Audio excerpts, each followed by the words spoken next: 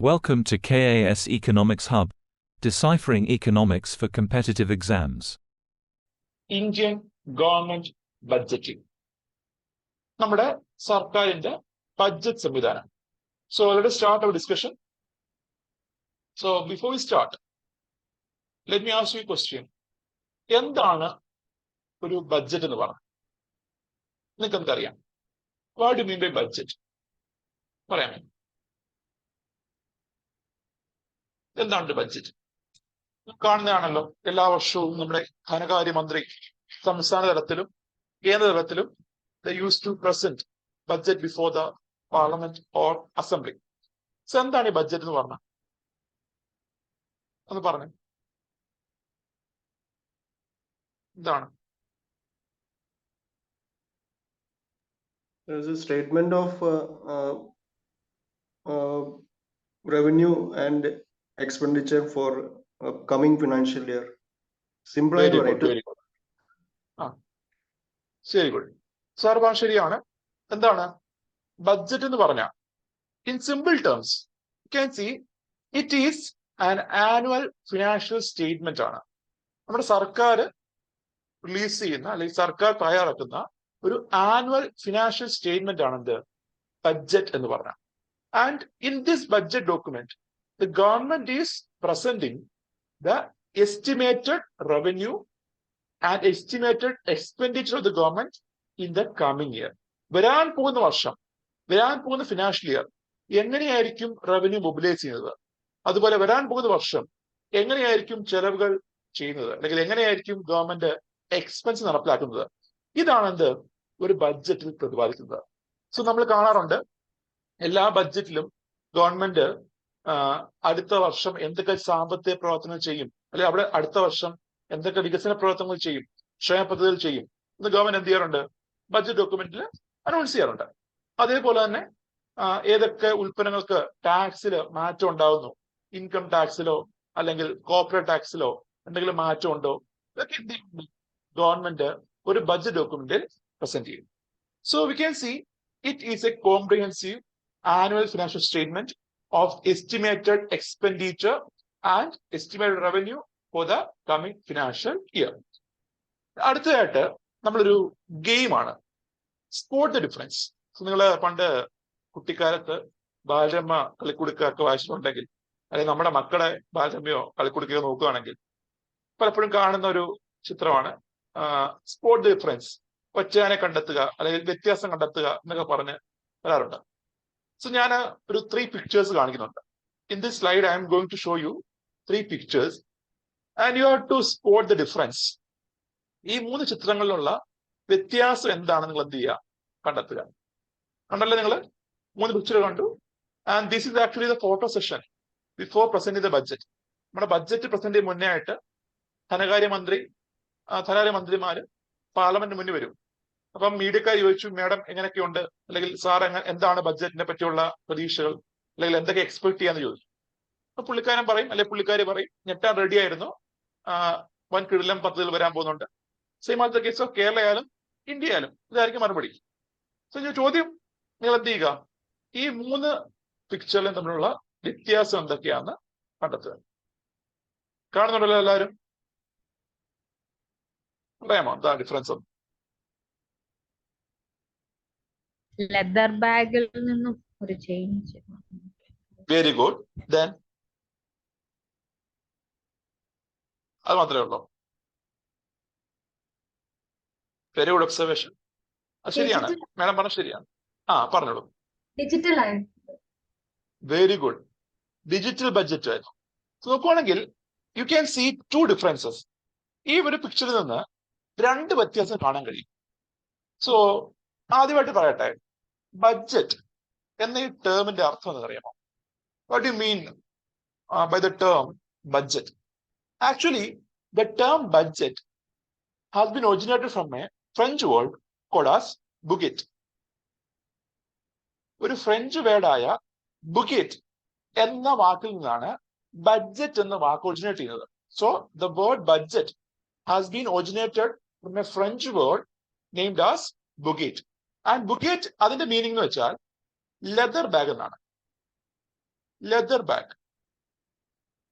So കാലാകാലങ്ങളായിട്ട് നമ്മുടെ സർക്കാരുകൾ മാറുന്നതനുസരിച്ച്, അല്ലെങ്കിൽ ഓരോ സർക്കാർ മാറുമ്പോഴും നമുക്ക് കാണാൻ കഴിയും എല്ലാ വർഷവും ധനകാര്യമന്ത്രി നമ്മുടെ പാർലമെന്റിൽ ബഡ്ജറ്റ് പ്രസന്റ് ചെയ്യാറുണ്ട്. And he or she will be carrying this budget document in a leather bag. നമ്മുടെ ഇന്ത്യയിൽ ആദ്യമായിട്ട് ബഡ്ജറ്റ് കൊണ്ടുവരുന്നത് 1860-ലാണ്. 1860-ലാണ് ഇന്ത്യയിലെ ആദ്യ ബഡ്ജറ്റ് അവതരിപ്പിക്കപ്പെടുന്നത്. And this was presented by James Wilson. So 1860-ലാണ് ഇന്ത്യയിൽ ആദ്യ ബഡ്ജറ്റ് പ്രസന്റ് ചെയ്യുന്നത്. അന്ന് മുതൽ നോക്കുവാണെങ്കിൽ the budget document is being carried in a leather bag.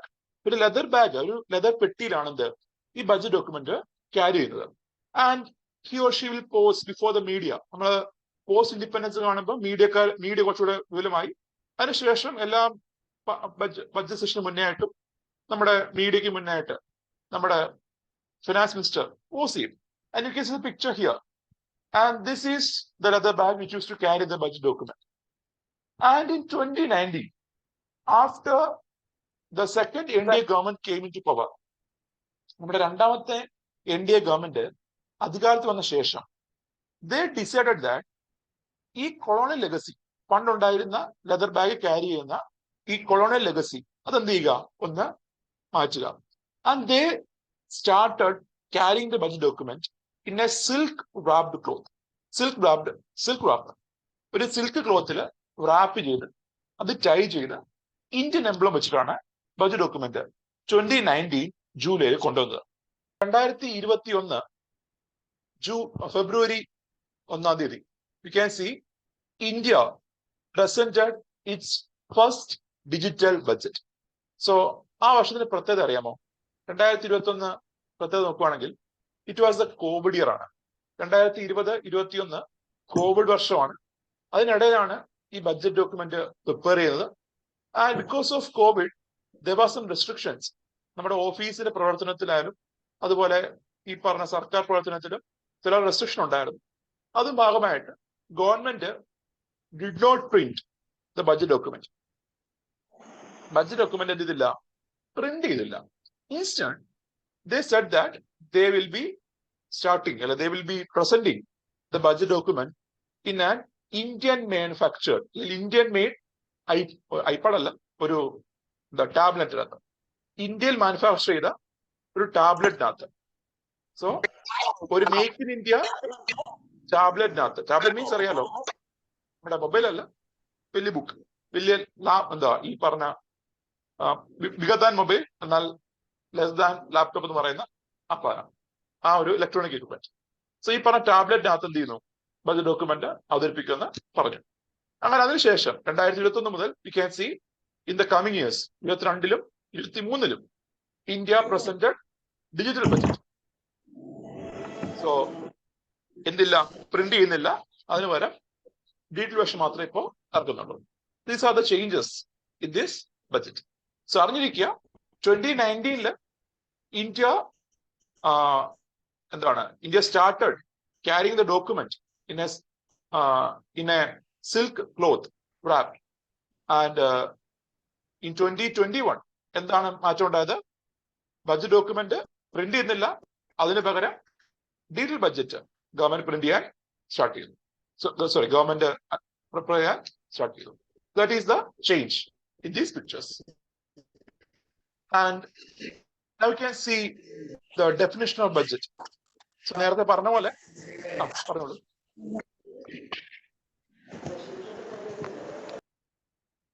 Arrow mic on ആയിരുന്നു. സോ ബഡ്ജറ്റ് ഡെഫിനിഷൻ പറയുകയാണെങ്കിൽ നേരത്തെ പറഞ്ഞ പോലെ എന്താ, budget is the estimated receipt and expenditure of the government in the financial year, അല്ലെങ്കിൽ കമ്മിങ് ഫിനാൻഷ്യൽ ഇയർ. വരാൻ പോകുന്ന വർഷം എങ്ങനെയൊക്കെയായിരിക്കും ഗവൺമെന്റ് റവന്യൂ മൊബിലൈസ് ചെയ്യുന്നത്, അതുപോലെ വരാൻ പോകുന്ന വർഷം എങ്ങനെയൊക്കെയായിരിക്കും ഗവൺമെന്റ് എക്സ്പെൻസ് നടത്തുന്നത്. അതാണ് എന്ത് ഒരു ബഡ്ജറ്റ് ഡോക്യുമെന്റ് എന്ന് പറഞ്ഞാൽ. അതുപോലെ ചോദ്യം ചോദിക്കട്ടെ, ഗവൺമെന്റ് ആദ്യമായി പ്രിപ്പയർ ചെയ്യുന്നത് എക്സ്പെൻഡിച്ചർ ആണോ റവന്യൂ ആണോ? ഗവൺമെന്റ് ബഡ്ജറ്റ് പ്രിപ്പയർ ചെയ്യുമ്പോൾ ആദ്യമായി ഗവൺമെന്റ് തയ്യാറാക്കുന്നത് എക്സ്പെൻഡിച്ചർ ആണോ അതോ റവന്യൂ ആണോ? Expenditure. Very good.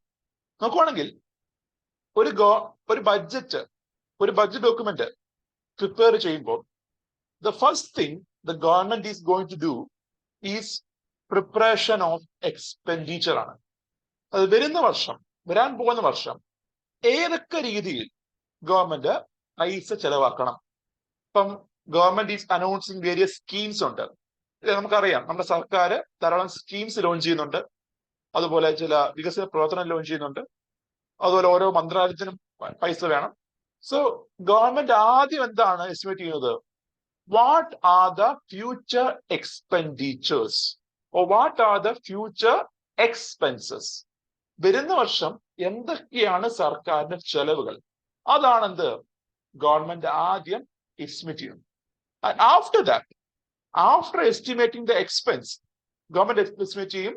Government will estimate how can the expenditure be done via mobilizing revenue. എങ്ങനെ ഈ എക്സ്പെൻഡിച്ചർ നമുക്ക് നടപ്പിലാക്കാം? By mobilising revenue. സോ ആദ്യം എന്ത് ചെയ്യുന്നു? എക്സ്പെൻസ് നമ്മൾ എസ്റ്റിമേറ്റ് ചെയ്യും. അത് നമ്മൾ എക്സ്പെൻസ് എസ്റ്റിമേറ്റ് ചെയ്യും. അതിനുശേഷം ഈ എക്സ്പെൻസിന് വേണ്ടിയുള്ള റവന്യൂ എങ്ങനെ കണ്ടെത്താമെന്ന് ഗവൺമെന്റ് എസ്റ്റിമേറ്റ് ചെയ്യും. So this is how the budget is prepared. And also we can see നമ്മുടെ ബഡ്ജറ്റ് എന്ന ഈ ടേം ഇന്ത്യൻ ഭരണഘടനയിൽ ഉണ്ടോ? In Indian constitution is there any mentioning of this term budget? ഇല്ല. ഉണ്ടോ? ഇല്ല. നോക്കുവാണെങ്കിൽ this term, the term budget has not been mentioned anywhere in Indian constitution. Indian ഭരണഘടനയിൽ ബഡ്ജറ്റ് എന്ന ടേം പറയുന്നില്ല. എന്നാൽ there is a section, there is an article which specifies about the budget provision. Term ഉപയോഗിക്കുന്നില്ല, അത് ശരിയാണ്. എന്താ? Budget എന്ന term എന്ത് ചെയ്യുന്നില്ല? പ്രതിപാദിക്കുന്നില്ല. അത് ശരിയാണ്. പക്ഷേ even though the term is not mentioned, there is an article which mentioned about the provision of budget.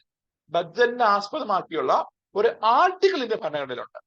Can anyone say the article? പറയാമോ ഏത് ആർട്ടിക്കിളിലാണ് ബഡ്ജറ്റ് എന്നതിനെ പറ്റി പ്രതിപാദിക്കുന്നതെന്ന്? Very good. The article is 112. Article 112 article 112 budget എന്നതിനെ പറ്റി പ്രതിപാദിക്കുന്നത്. And you can see in that article, instead of budget, it use the term annual financial statement. അങ്ങനെയാണ് പറയുന്നത്. സോ ആർട്ടിക്കിൾ 112 ബഡ്ജറ്റ് എന്ന ടേം ഇല്ല. അതിന് പകരം it mentions the budget as annual financial statement എന്നാണ്. സോ ഇത് പറയുന്നത്, ആർട്ടിക്കിൾ 112 പറയുന്നത്, the president shall ensure that an annual financial statement is submitted before both houses of parliament before the commencement of each financial year. അതായത് ഓരോ സാമ്പത്തിക വർഷം തുടങ്ങുന്ന മുന്നേ ആയിട്ട് നമ്മുടെ ഇന്ത്യൻ പാർലമെന്റിന്റെ 2 ഹൗസിലും ഒരു ആനുവൽ ഫിനാൻഷ്യൽ സ്റ്റേറ്റ്മെന്റ് സബ്മിറ്റ് ചെയ്യപ്പെടുന്നുണ്ട് എന്ന് ആര് ഉറപ്പുവരുത്തണം? പ്രസിഡന്റ് ഉറപ്പുവരുത്തണം. ഇതാണ് ആർട്ടിക്കിൾ 112 പറയുന്നത്. And you can C instead of budget it used the term annual financial statement. And ഈ ബഡ്ജറ്റ് പ്രിപ്പയർ ചെയ്ത് നോക്കുകയാണെങ്കിൽ it is prepared by the budget division under Department of Economic Affairs under Ministry of Finance. So important ആണ്. ഏത് department ആണ് നമ്മുടെ budget prepare ചെയ്യുന്ന ചോദ്യം വരാം. ഏത് ഡിപ്പാർട്ട്മെന്റ് ആണ്? The Department of Economic Affairs. So ഒരു മന്ത്രാലയം എടുക്കുകയാണെങ്കിൽ ആ മന്ത്രാലയത്തിന്റെ കീഴിൽ ഡിഫറെന്റ് ഡിപ്പാർട്ട്മെന്റ് കാണും. സോ ഉദാഹരണം പറയുമ്പോൾ മിനിസ്ട്രി ഓഫ് ഫിനാൻസിന്റെ കീഴിൽ it has various departments. Like department of economic affairs ഉണ്ട്, then department of public asset management ഉണ്ട്, then department of public sector enterprise ഉണ്ട്. സോ ഒരു മന്ത്രാലയം എടുക്കുമ്പോൾ ഒരു മന്ത്രാലയത്തിന്റെ കീഴിൽ ഡിഫറെന്റ് ഡിപ്പാർട്ട്മെന്റുകൾ കാണാൻ കഴിയും. ആൻഡ് ആ ഡിപ്പാർട്ട്മെന്റുകളിൽ ഡിപ്പാർട്ട്മെന്റ് ഓഫ് എക്കണോമിക് അഫയേഴ്സ് ആണ് എന്ത് ഇന്ത്യയിലെ ബഡ്ജറ്റ് പ്രിപ്പയർ ചെയ്യുന്നത്. The officials in the department of budget economic affairs is responsible for preparation of budget in India. And union budget prepare ചെയ്ത് നോക്കുവാണെങ്കിൽ പ്രസന്റ് ചെയ്താൽ നോക്കുവാണെങ്കിൽ it has been presented on first working day of February at 11 AM since 2017. 2017 മുതൽ ഫെബ്രുവരി മാസം first working ഡേയില് 1-ാം തീയതി ആയിരിക്കാം, അല്ലെങ്കിൽ first working ഡേയില് രാവിലെ 11 മണിക്കാണ് എന്ത് ബഡ്ജറ്റ് അവതരിപ്പിക്കുന്നത്. And you can C before 2017, 2017 മുന്നേ നോക്കുവാണെങ്കിൽ ബഡ്ജറ്റ് പ്രസന്റ് ചെയ്യുന്നത് towards the end of February ആയിരുന്നു. ഫെബ്രുവരിയുടെ അവസാന വർക്കിംഗ് ഡേയിലായിരുന്നു 2017 മുന്നേ എന്ത് ബഡ്ജറ്റ് പ്രസന്റ് ചെയ്തിരുന്നത്. So before 2017 you could C the budget was presented in the parliament on the last working day of February. And അതുപോലെ തന്നെ ഇന്ത്യൻ ഭരണഘടനയിൽ there is no specification or there is no mentioning about the date of presentation. അത് അറിഞ്ഞിരിക്കുക. എന്ന് present ചെയ്യണം എന്ന് ഭരണഘടന എന്തില്ല പറയുന്നില്ല. എന്ന് മാത്രമേ പറയുന്നുള്ളൂ, പുതിയ ഫിനാൻഷ്യൽ ഇയർ തുടങ്ങുന്നതിന് മുന്നേ ആയിട്ട്, അതായത് ഏപ്രിൽ 1 മുന്നേ ആയിട്ട് നമ്മുടെ ഇരുസഭകളിലും ബഡ്ജറ്റ് ഡോക്യുമെന്റ് സബ്മിറ്റ് ചെയ്യപ്പെടണം എന്ന് മാത്രമേ പറയുന്നുള്ളൂ. എന്ന് പ്രസന്റ് ചെയ്യണം ആ ഡേറ്റിനെ പറ്റി ഭരണഘടനയിൽ പറയുന്നില്ല. ആ ഡേറ്റ് എന്നാണെന്നുള്ളത് ആർക്ക് തീരുമാനിക്കാം? ഗവൺമെന്റ് തീരുമാനിക്കാം. So government can government has the description to decide the date. And government എന്ത് ചെയ്യാം? ആ ഡേറ്റ് പ്രസിഡന്റിനോട് റെക്കമെൻഡ് ചെയ്യാം. ആൻഡ് ആ പ്രസിഡന്റ് എന്ത് ചെയ്യും? അതനുസരിച്ച് ഡേറ്റ് ഫിക്സ് ചെയ്യും. സോ ഗവൺമെന്റ് ഡിസ്ക്രിപ്ഷൻ ആണ് എന്ത്? The date of presentation of budget. So അതുകൊണ്ടാണ് എന്ത് പണ്ട് 2017 മുന്നേ ഫെബ്രുവരി അവസാനമായിരുന്നെങ്കിൽ 2017 ശേഷം ദിസ് ബഡ്ജറ്റ് അനൗൺസ്മെന്റ് അല്ലെങ്കിൽ budget speech was preponed to first working day of February. Whether the concept of budget is visible in individual household. ഈ ബഡ്ജറ്റ് എന്ന ആശയം നമ്മുടെ ഹൗസ് ഹോൾഡിൽ കാണാൻ കഴിയുമോ? Can we see the concept of budget in individual household?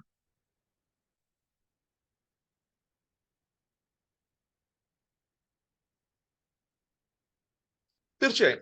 So we can see. ഞാനൊരു example കാണിക്കാം. This is a picture or this is a scene from the movie ദൃശ്യം. So നിങ്ങൾക്ക് ഈ സീൻ ഓർമ്മയുണ്ടോ? ഈ സീൻ അറിയാം എന്താന്ന്? 10 വർഷമായില്ലേ ഈ സിനിമ ഇറങ്ങിയിട്ട്? 2013 ഇറങ്ങിയതാണ്. പക്ഷെ ഇപ്പോഴും ആ സിനിമ അങ്ങനെ അതെ വെരി ഗുഡ്. സോ ഈ സീൻ നിങ്ങൾ കണ്ടാണെങ്കിൽ നിങ്ങൾക്ക് അറിയാം, ഈ സീനകത്ത് ജോർജ് കുട്ടി എന്ത് ചെയ്യുന്നുണ്ട്? ജോർജ് കുട്ടി is showing the various bills he collected in every month. ഓരോ മാസത്തെയും ഇയാൾ കളക്ട് ചെയ്ത അല്ലെങ്കിൽ ഇയാളുടെ ചെലവുകൾ, ഇയാളുടെ വരവുകൾ, ഇവരെല്ലാം പ്രതിപാദിക്കുന്ന ഒരു സീനാണിത്. ഈ സീനകത്ത് പറയുന്നുണ്ട്, ഓരോ മാസവും വരവും ചെലവും കൂട്ടിമുട്ടിക്കാൻ പ്രയാസപ്പെടുന്ന ഒരു സാധാരണക്കാരനാണ് ഞാൻ. എന്താണ് ഈ വരവും ചെലവും എന്ന് പറഞ്ഞാൽ? വരവ് മീൻസ് റവന്യൂ, ചെലവ് എന്താണ്? എക്സ്പെൻഡിച്ചർ. സോ നമ്മുടെ എല്ലാ വീട്ടിലും ഉണ്ട് ഈ പറഞ്ഞ ബഡ്ജറ്റിന്റെ ഒരു പ്രൊവിഷൻ അല്ല, ബഡ്ജറ്റിന്റെ ഒരു കൺസെപ്റ്റ്. നമ്മളെല്ലാം എന്ത് ചെയ്യുന്നുണ്ട്? നമ്മുടെ കാര്യം എന്ന് വെച്ച് കഴിഞ്ഞാൽ എല്ലാ മാസവും ശമ്പളം കിട്ടുന്നു. ഈ ശമ്പളം കിട്ടിയിട്ട് ഏതൊക്കെ മേഖല ചെലവാക്കണം? ഇപ്പൊ പത്രക്കാരന് പൈസ കൊടുക്കണം, പാലിന് പൈസ കൊടുക്കണം, മക്കളുടെ ഫീസ് ഉണ്ടാവും, അല്ലെങ്കിൽ സാധനം വാങ്ങാനായിട്ട്, പച്ചക്കറി വാങ്ങാനായിട്ട്, അല്ലെങ്കിൽ ബാക്കിയുള്ള ഐറ്റംസ് വാങ്ങാനായിട്ട്, അല്ലെങ്കിൽ ഒരു യാത്ര പോകാനായിട്ട്, അല്ലെങ്കിൽ സേവ് ചെയ്യാനായിട്ട്. So we can see similar to government. നമ്മുടെ ഗവൺമെന്റ് എന്ത് ചെയ്യുന്നുണ്ട്? ഒരു ലാർജ് സ്കെയിൽ വ്യൂല ഗവൺമെന്റ് ഉള്ളത്. വരവും ചെലവും ഗവൺമെന്റ് കണക്കാക്കുന്നു. That is done on a large scale. എന്നാൽ ഇതേപോലെ ഓരോ ഇൻഡിവിജ്വൽ ഹൗസ് ഹോൾഡും you can see they are estimating their expenditure, they are estimating their revenue. എന്ത് ചെയ്യുന്നുണ്ട്? അവർ വിലയിരുത്തുന്നുണ്ട്. സോ ഇതേപോലെയാണ് എന്ത് ബഡ്ജറ്റ് എന്ന് പറഞ്ഞാൽ. എങ്ങനെയാണോ ഒരു വീട്ടിലെ ഒരു വ്യക്തി, ഒരു ഇൻഡിവിജ്വൽ പേഴ്സൺ അയാളുടെ വരവും ചെലവും കണക്കാക്കുന്നത്, അതേപോലെ ഗവൺമെന്റ് എന്ത് ചെയ്യുന്നു? വരവും ചെലവും കണക്കാക്കാറുണ്ട്. So now we can see the history of budget presentation. നമ്മുടെ ഇന്ത്യയിലെ ബഡ്ജറ്റ് പ്രസന്റേഷന്റെ ഒരു ചരിത്രമാണ് പറയാൻ പോകുന്നത്. And this is purely facts ആണ്. there is no need to explain. So ഞാൻ നോട്ട് ഷെയർ ചെയ്യാം. ഇത് കൂടാതെ അഡീഷണൽ നോട്ട് ഞാൻ ഷെയർ ചെയ്യാം. ഇമ്പോർട്ടന്റ് ഞാൻ ക്ലാസ്സിൽ പറയും. I will comment important facts in this class. Extra ഉള്ളത് ഞാൻ നോട്ടിനകത്ത് ആഡ് ചെയ്യും. And you can read it. So ഇന്ത്യയിലെ ആദ്യ ബഡ്ജറ്റ് 1860 അവതരിപ്പിക്കുന്നത്. And it was presented by James Wilson ആണ്. സർ ജെയിംസ് വിൽസൺ ആണ് 1860 ഇന്ത്യയിലെ ആദ്യ ബഡ്ജറ്റ് അവതരിപ്പിക്കുന്നത്. And you can see it was introduced during the time of Lord Canning. So viceroy Canning അയാളുടെ സമയത്താണ് ഇന്ത്യയിലെ ആദ്യ ബഡ്ജറ്റ് അവതരണം നടക്കുന്നത്. അത് കഴിഞ്ഞ് 1921 ഒരു മാറ്റം ഉണ്ടായി. 21 ലോർഡ് റീഡിങ്ങിന്റെ സമയത്ത് he appointed a committee to study about Indian railway. Indian റെയിൽവേയുടെ വികസനം എങ്ങനെ നടത്തണം, അല്ലെങ്കിൽ ഇന്ത്യൻ റെയിൽവേയുടെ വികസനത്തെ പറ്റി പഠിക്കാനായിട്ട്, ഇന്ത്യൻ റെയിൽവേയുടെ എക്സ്പാൻഷനെ പറ്റി പഠിക്കാനായിട്ട് ഒരു കമ്മിറ്റി ലോർഡ് റീഡിങ് അപ്പോയിന്റ് ചെയ്യുന്നുണ്ട് during the year 1921. And this committee was led by Ackworth. അതുകൊണ്ട് തന്നെ this committee is called as Ackworth Committee. അതാണ് Ackworth Committee. എന്നാ വന്നത് 1921. And this committee has submitted a report on 1924 ഒരു report ഈ committee കൊടുത്തു. And in that report we can see this committee recommended the separation of railway budget and union budget. നമ്മുടെ ഇന്ത്യയില് 1860 മുതൽ 1924 വരെ ഏകീകൃത ബഡ്ജറ്റ് ആയിരുന്നു അവതരിപ്പിച്ചത്. അതായത് ഒറ്റ ബഡ്ജറ്റ്, ഇങ്ങനെ സെപ്പറേഷൻ ഒന്നുമില്ല. നമ്മുടെ ബ്രിട്ടീഷ് ഗവൺമെന്റ് ഒരു ബഡ്ജറ്റ് അവതരിപ്പിക്കുന്നു. That is the only budget. എന്നാൽ 24 when Ackworth committee has suggested the splitting of railway and union budget, എന്ത് ചെയ്തു? 24 മുതൽ ഇന്ത്യയിൽ 2 ബഡ്ജറ്റ് പ്രസന്റ് ചെയ്യാൻ ആരംഭിച്ചു. സോ സിൻസ് 1924 നമ്മുടെ British government has decided to separate railway budget from union budget.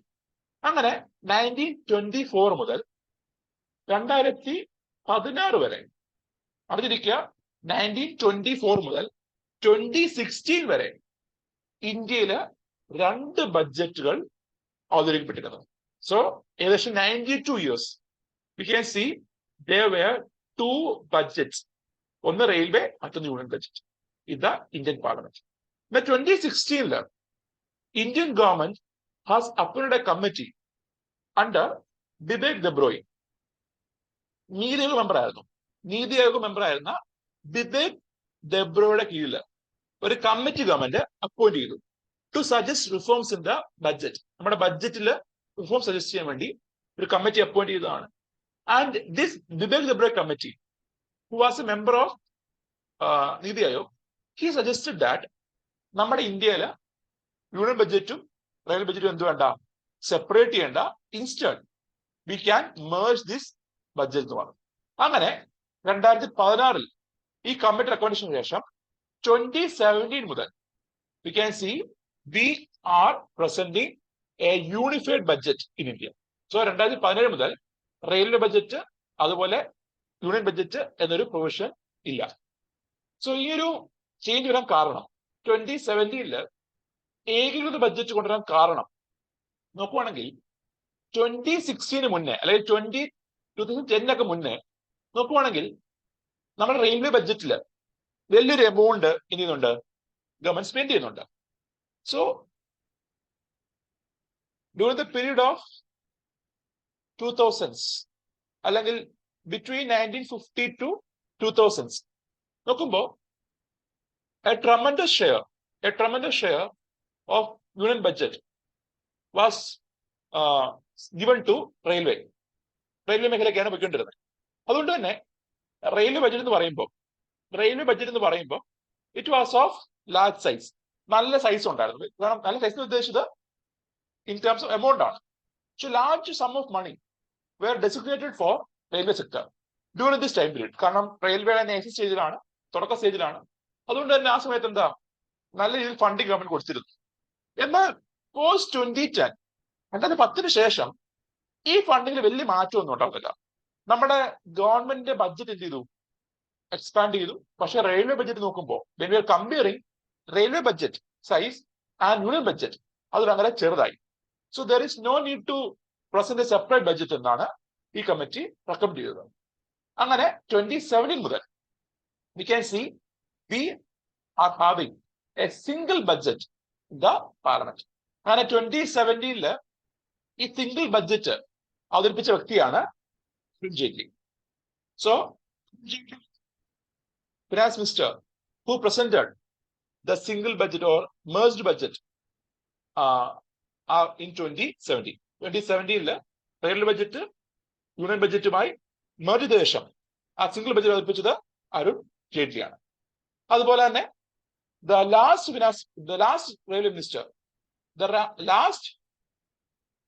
railway minister who presented the railway budget, ഇന്ത്യയിലെ railway budget അവസാനമായി അവതരിപ്പിച്ചത് ഇറ്റ് ഈസ് സുരേഷ് പ്രഭുവാണ്. സുരേഷ് പ്രഭുവാണ് റെയിൽവേ ബഡ്ജറ്റ് അവതരിപ്പിച്ച അവസാന ഫിനാൻസ് മിനിസ്റ്റർ, അവസാന റെയിൽവേ മിനിസ്റ്റർ. അല്ലെങ്കിൽ the last railway budget was presented by Suresh Prabhu. Then some more facts. The father of Indian budget, Indian budgetന്റെ പിതാവ്, and this designation is given to PC Mahalanobis ആണ് അത് പറഞ്ഞിരിക്കുന്നത്. So who is regarded as the father of Indian budget? Indian ബഡ്ജറ്റിന്റെ പിതാവ് എന്നറിയപ്പെടുന്ന വ്യക്തി ആരാണ്? Prashant Chandra Mahalanobis. Prashant Chandra Mahalanobis or PC Mahalanobis.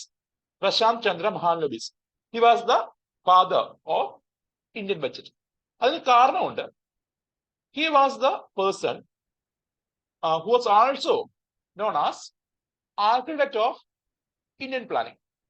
Indian പ്ലാനിങ്ങിന്റെ ശില്പി എന്നറിയപ്പെടുന്ന ആരാണ്? ഈ പറഞ്ഞ PC Mahalanobis ആണ്. And he was a famous statistician ആണ്. And his birthday is celebrated as national statistics day. ദേശീയ സ്റ്റാറ്റിസ്റ്റിക്സ് ഡേ ആയിട്ട് ആഘോഷിക്കുന്നത് ഇദ്ദേഹത്തിന്റെ ബർത്ത്ഡേ ആണ്. That is June 29. സോ ഈ പറഞ്ഞ PC Mahalanobis has done lot of contribution in designing of budget. നമ്മുടെ ബഡ്ജറ്റിന്റെ document അല്ലെങ്കിൽ ബഡ്ജറ്റിന്റെ ഇപ്പോഴത്തെ സ്ട്രക്ചർ കൊണ്ടുവരുന്നതിന് നിലവിലുള്ള ആ സ്ട്രക്ചർ, നിലവിലുള്ള സ്റ്റാറ്റിസ്റ്റിക്കൽ ആയിട്ടുള്ള ചേഞ്ചസ് കൊണ്ടുവരുന്നതിൽ വലിയ പങ്ക് വഹിച്ച വ്യക്തിയാണ് PC Mahalanobis. So he was the statistician who was majorly involved in creating a proper structure for Indian budget. Indian government അവതരിപ്പിക്കുന്ന ബഡ്ജറ്റ് ഡോക്യുമെന്റ് ഒരു കൃത്യമായ സ്ട്രക്ചർ, അതുപോലെ ബഡ്ജറ്റുള്ള കൃത്യമായ സ്റ്റാറ്റിസ്റ്റിക്സ്, ഇതെല്ലാം ഡെവലപ്പ് ചെയ്യുന്നതിൽ പ്രധാന പങ്കുവഹിച്ച വ്യക്തിയാണ് PC Mahalanobis. That is why he is regarded as father of Indian budget. And his birthday is celebrated as National Statistics Day. എന്നാണ് ബർത്ത്ഡേ June 29. ഈ ഒരു ഫാക്ട് അറിഞ്ഞിരിക്കുക. Then സ്വതന്ത്ര ഇന്ത്യയിലെ ആദ്യ ബഡ്ജറ്റ് അവതരിപ്പിക്കുന്നത് R.K. Shanmugham ഷെട്ടിയാണ്. because he was the first finance minister of independent India. So സ്വതന്ത്ര ഇന്ത്യയിലെ ആദ്യ ധനകാര്യമന്ത്രി R.K. ഷൺമുഖ ഷെട്ടിയാണ്. So R.K. ഷൺമുഖ ഷെട്ടി ആയിരുന്നു സ്വതന്ത്ര ഇന്ത്യയിലെ ആദ്യ ധനകാര്യമന്ത്രി. So he was the finance minister who presented the first union budget of independent India എന്നും അറിഞ്ഞിരിക്കുകയാണ്. എന്നാണ് അവതരിപ്പിക്കുന്നത്? on 26 November 1947. Then another fact is the first railway budget in independent India. സ്വതന്ത്ര ഇന്ത്യയിലെ ആദ്യ റെയിൽവേ ബഡ്ജറ്റ് അവതരിപ്പിച്ചവരാണ് ജോൺ മത്തായി ആണ്. അദ്ദേഹം ഒരു മലയാളിയാണ്, തൃശ്ശൂർക്കാരനാണ് അല്ലെ? തൃശ്ശൂർക്കാരനാണ്. And he was the first railway minister at that time.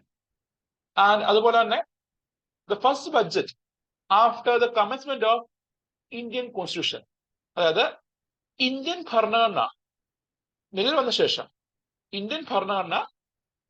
ശേഷം ആദ്യമായി ബജറ്റ് അവതരിപ്പിച്ച വ്യക്തി ജോൺ മത്തായിയാണ്. So R K Shanmukha Shetty രാജിവെച്ച് പോയിരുന്നു. അതിനുശേഷം ജോൺ മത്തായി മന്ത്രിയാവുന്നുണ്ട്. And he was the finance minister who presented the budget after the commencement of Indian Constitution. And the next name is C.D. Deshmukh. And he was the finance minister who presented the first budget after the formation of first Lok Sabha after the first general election. So ഇന്ത്യയിലെ ആദ്യ general election വരുന്നത് 1951-52 കാലയളവിലാണ്.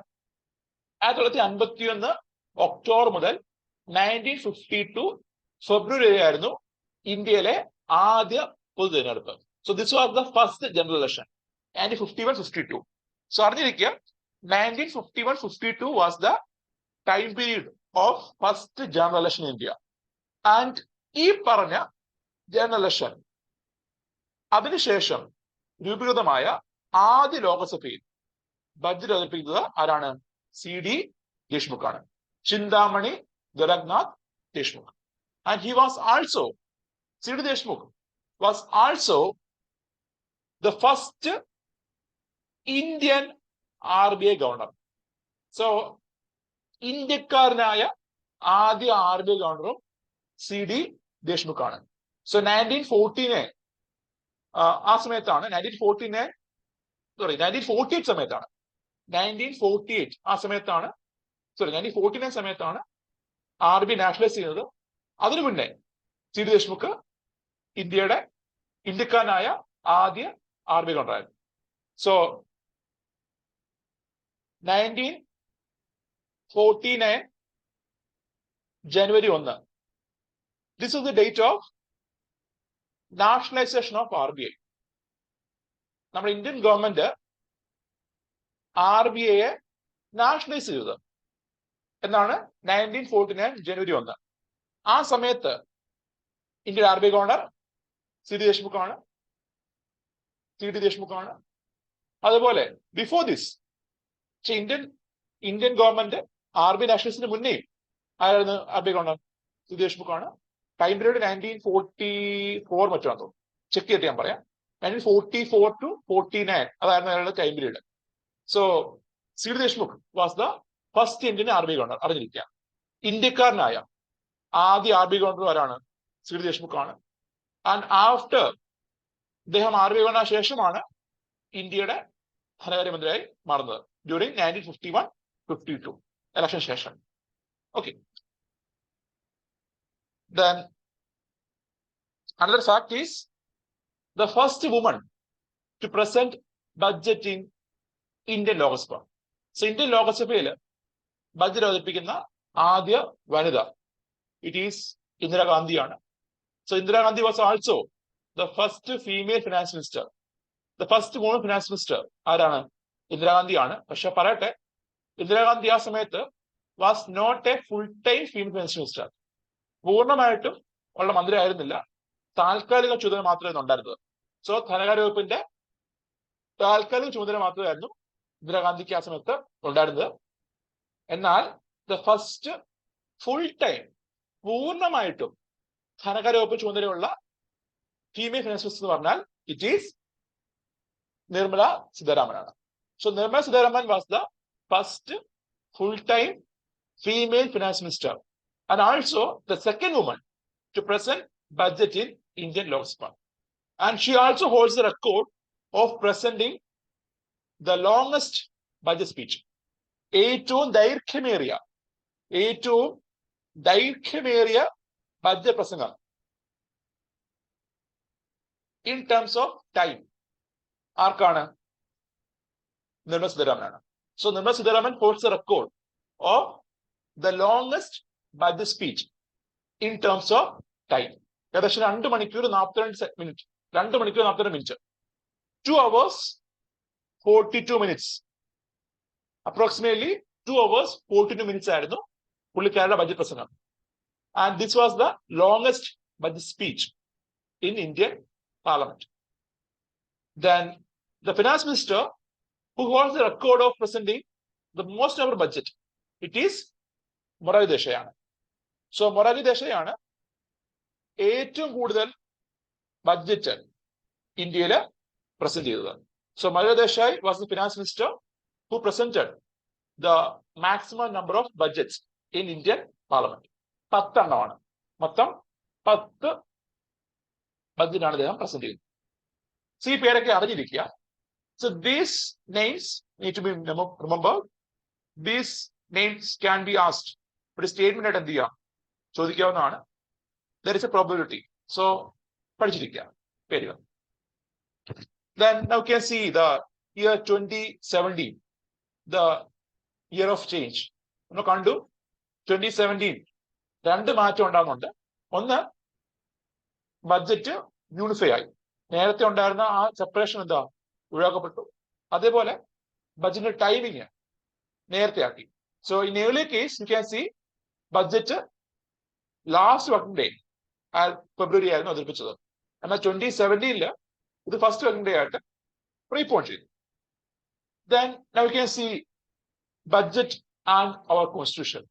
So Indian ഭരണഘടനയിൽ budget ബന്ധപ്പെട്ടുള്ള ചില provisions നമുക്ക് നോക്കാം. The first one, article 112 ആണ്. ഞാൻ പറഞ്ഞിരുന്നു ഇന്ത്യൻ ഭരണഘടനയിൽ the term budget has not been mentioned anywhere. Instead, it is mentioned as annual financial statement. And ഇതിൽ പറഞ്ഞ എന്താണ്? ആർട്ടിക്കിൾ 112 അതിൽ പറഞ്ഞ എന്താണ്? President shall cause to be laid before both House of Parliament the annual financial statement of estimated receipt and expenditure of government in respect of every financial year.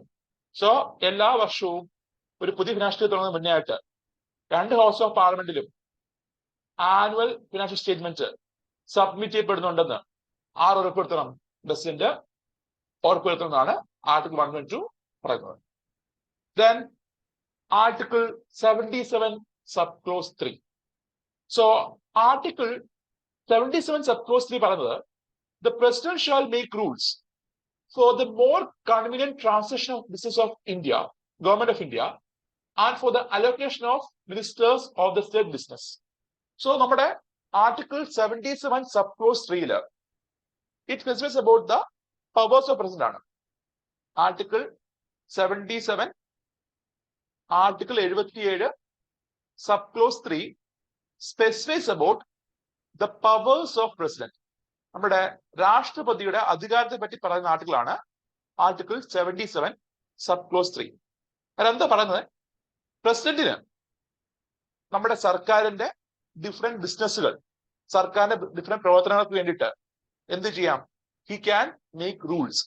So സർക്കാരിന്റെ പ്രവർത്തനങ്ങൾ കാര്യക്ഷമമായി നടക്കാൻ, സർക്കാരിന്റെ ബിസിനസ്സുകൾ കാര്യക്ഷമമായി നടക്കാനായിട്ട് നയങ്ങൾ അല്ലെങ്കിൽ നിയമങ്ങൾ രൂപീകരിക്കാൻ, അല്ലെങ്കിൽ ഡിഫറെന്റ് ഗൈഡ് ലൈൻസ്, റൂൾസ് ആർക്ക് അധികാരമുണ്ട്? പ്രസിഡന്റ് അധികാരമുണ്ട്. ആൻഡ് ആ റൂൾസ് പ്രകാരം he can allocate different business to various ministers.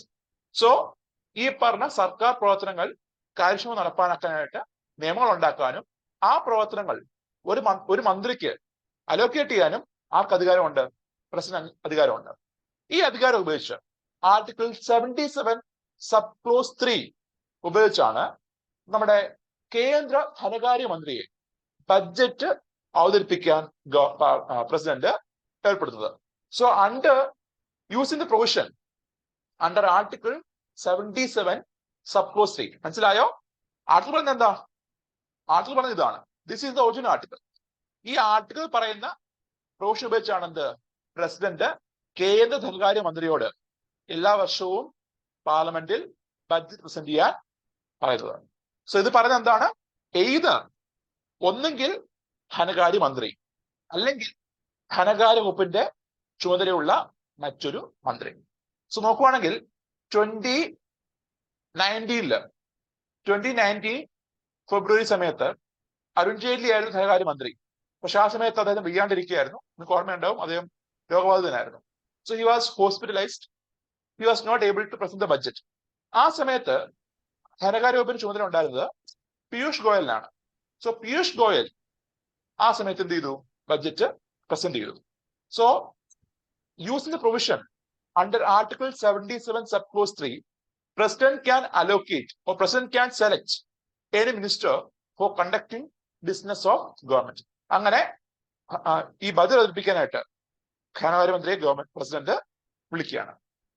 അതുപോലെ തന്നെ article 265 and this specifies that no tax shall be levied or collected except by authority of law. ഇന്ത്യയില് ഒരു നികുതിയും ലെവി ചെയ്യാനോ അലക്ട് ചെയ്യാനോ പാടില്ല. എങ്ങനെ? Without any law. സോ ഒരു നിയമപ്രകാരമല്ലാതെ വിത്തൗട്ട് പാസിംഗ് എ ലോ ഒരു നികുതിയോ ഇന്ത്യയിൽ കളക്ട് ചെയ്യാൻ പാടില്ല എന്ന് പറയുന്ന ആർട്ടിക്കിളാണ് ആർട്ടിക്കിൾ 265. അതുപോലെ തന്നെ article 266. This article says that no expenditure shall be incurred except with the authorization of legislature. സംസ്ഥാനത്തെ പറ്റി പറയുന്നതാണ്. നമ്മുടെ സംസ്ഥാനത്തില് ഒരു പൈസ ചെലവാക്കണമെങ്കിൽ എന്ത് വേണം? It gets approval of assembly. So പാർലമെന്റിലും നമുക്കറിയാം, നമ്മുടെ സർക്കാരിന് ഒരു പൈസയെങ്കിലും ചെലവാക്കണമെങ്കിൽ, ഒരു പൈസയെങ്കിലും സ്പെൻഡ് ചെയ്യണമെങ്കിൽ it needs approval of parliament. So പാർലമെന്റിന്റെയും അസംബ്ലിയുടെ അംഗീകാരമില്ലാതെ സംസ്ഥാന ഗവൺമെന്റിനോ അതേപോലെ തന്നെ കേന്ദ്ര ഗവൺമെന്റിനോ എന്ത് പറ്റില്ല? ഒരു പൈസയും സ്പെൻഡ് ചെയ്യാനായിട്ട് കഴിയില്ല. So that is article 266. Then we can see the day of budget presentation. So നമ്മുടെ ബഡ്ജറ്റ് ഡോക്യുമെന്റ് നോക്കുവാണെങ്കിൽ ബഡ്ജറ്റ് ഡോക്യുമെന്റ് പ്രധാനമായിട്ടും രണ്ട് പാർട്സ് കാണും. So in every budget document of union government, it usually has two parts, part A, part B. ഇതിൽ part A എന്ന് പറയുമ്പോൾ it mainly deals with the various upcoming proposals of government ആണ്. വരാൻ പോകുന്ന വർഷം ഓരോ മേഖലയ്ക്കും ഗവൺമെന്റ് നടത്താൻ പോകുന്ന ഇനിഷ്യേറ്റീവ്സ്, അതാണ് പാർട്ട് എയിൽ വരുന്നത്. സോ നിങ്ങൾ കാണുക, ഇനി ഫെബ്രുവരി മാസം യൂണിയൻ ബഡ്ജറ്റ് വരാൻ പോവുകയാണ്, കേരള ബഡ്ജറ്റും കാണും. സോ കമ്മിങ് ബഡ്ജറ്റ് എല്ലാവരും എന്ത് ചെയ്യുക? ഒന്ന് ഒബ്സർവ് ചെയ്യുക. നിങ്ങൾക്ക് കാണാൻ കഴിയും, ഇൻ ദ കമ്മിങ് ബഡ്ജറ്റ് നമ്മുടെ ഗവൺമെന്റ് ബഡ്ജറ്റ് അവതരിപ്പിക്കുമ്പോൾ ഫസ്റ്റ് പാർട്ട് എയില് she will be discussing or she will be announcing various initiatives that the government is going to do in the coming year. വരാൻ പോകുന്ന വർഷം സർക്കാർ ചെയ്യാൻ ഉദ്ദേശിക്കുന്ന കാര്യങ്ങൾ, ഇപ്പൊ കാർഷിക മേഖല, MSME മേഖല, അല്ലെങ്കിൽ ഈ പറഞ്ഞ വുമൺ, അല്ലെങ്കിൽ ഈ പറഞ്ഞ സംരംഭകർ, ഇങ്ങനെ ഹെൽത്ത്, എഡ്യൂക്കേഷൻ, ഓരോ മേഖലയ്ക്കും സർക്കാർ ചെയ്യാൻ പോകുന്ന ഇനിഷ്യേറ്റീവ്സ്, ഡിഫറെന്റ് സ്കീംസ്, ഇതെല്ലാം ആയിരിക്കും എന്ത്? പാർട്ട് എയിൽ പറയുന്നത്. സോ നിങ്ങൾ കേട്ട് കാണും, ഇപ്പൊ ഇന്ന മേഖലയ്ക്ക് വേണ്ടി ഇത്ര കോടി അനുവദിച്ചിരിക്കുന്നു, അല്ലെങ്കിൽ ഇന്ന സ്കീമിന് വേണ്ടി ഇത്ര കോടി വകയിരുത്തുന്നു എന്ന് പറഞ്ഞ കേട്ടില്ലേ നിങ്ങൾ? ഇതാണ് പാർട്ട് എയിൽ വരുന്നത്.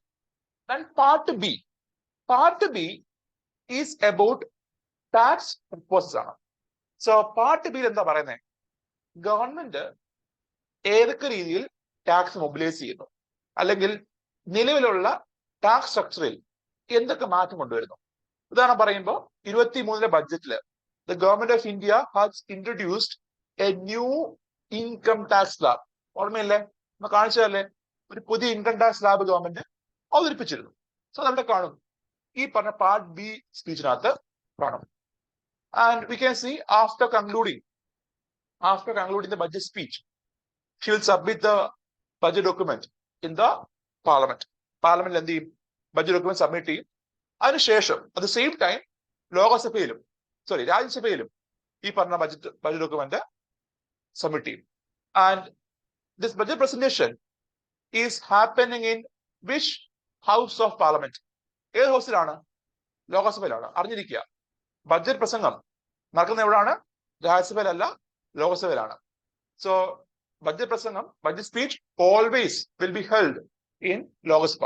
And after completing the speech of finance minister in Lok Sabha, the budget document will be laid in Rajya Sabha also. So ഇപ്പൊ ഡിജിറ്റൽ വെർഷൻ മാത്രമാണ്. നേരത്തെ എന്തായിരുന്നു? ഹാർഡ് കോപ്പി ഉണ്ട്. ആ ഹാർഡ് കോപ്പി എന്തുവായിരുന്നു? ടേബിൾ ചെയ്യുമായിരുന്നു. അതിനൊപ്പം തന്നെ എല്ലാ ഈ പറഞ്ഞ MLA-മാർക്ക് അല്ലെ MP-മാർക്ക് ഇത് ഡിസ്ട്രിബ്യൂട്ട് ചെയ്യുമായിരുന്നു. And this is the front page, അല്ലെങ്കിൽ the first page budget document, the speech of Nirmala Sitharaman, ministry of finance. ഇത് 2021 പ്രസംഗമാണ്. So it starts like this. Honorable Speaker, I present the budget for the year 2021-22. ആണോ വരാൻ പോകുന്ന വർഷത്തെ ബജറ്റാണ് അവതരിപ്പിക്കുന്നത്. Honorable Speaker, the preparation of this budget was undertaken in circumstances like never before. ഓർമ്മ ഉണ്ടാവല്ലോ, കോവിഡ് വർഷമാണ്, അതിനെപ്പറ്റിയാണ് പ്രതിപാദിക്കുന്നത്. സോ നിങ്ങൾക്ക് നോക്കുവാണെങ്കിൽ നമ്മുടെ കേരളത്തിലും നമുക്ക് കാണാം ഇതേപോലെ സമാനമായ രീതിയിലാണ് ബഡ്ജറ്റ് പ്രസന്റ് ചെയ്യുന്നത്. അടുത്ത് പറയാൻ പോകുന്നത് വോട്ട് ഓൺ അക്കൗണ്ട്. എന്താണ് വോട്ട് ഓൺ അക്കൗണ്ട്? നമ്മുടെ ഭരണഘടനയ്ക്കകത്ത് എന്ന് ബഡ്ജറ്റ് പ്രസന്റ് ചെയ്യണം, അതുപോലെ എന്ന് ബഡ്ജറ്റ് പാസ്സാക്കണം എന്ന് പറയുന്നില്ല. സോ ഇൻ അവർ കോൺസ്റ്റിറ്റ്യൂഷൻ എന്താ പറയുന്നുള്ളൂ? President shall ensure that in every house of parliament budget document shall be laid. വെക്കണമെന്ന് പറഞ്ഞുള്ളൂ, അത് പാസ് എന്ന ഡേറ്റ് പറയുന്നില്ല. There is no date for passing, there is no date for presentation of budget in the constitution. So പലപ്പോഴും നമ്മുടെ 2017 മുന്നേ 2017 മുന്നേ നോക്കുവാണെങ്കിൽ ലാസ്റ്റ് വർക്കിംഗ് ഡേ ഓഫ് ഫെബ്രുവരിയിലാണ് എന്ത് ബഡ്ജറ്റ് അവതരിപ്പിക്കുന്നത്. അതുകൊണ്ട് തന്നെ പലപ്പോഴും ബഡ്ജറ്റ് പാസ്സാക്കി വരാൻ ഡിലേ ഉണ്ടാവും. ഏകദേശം മെയ് ഒക്കെ ആകുമ്പോഴാണ് എന്ത് ബഡ്ജറ്റ് പൂർണ്ണമായിട്ടും പാസ്സാക്കപ്പെടുന്നത്.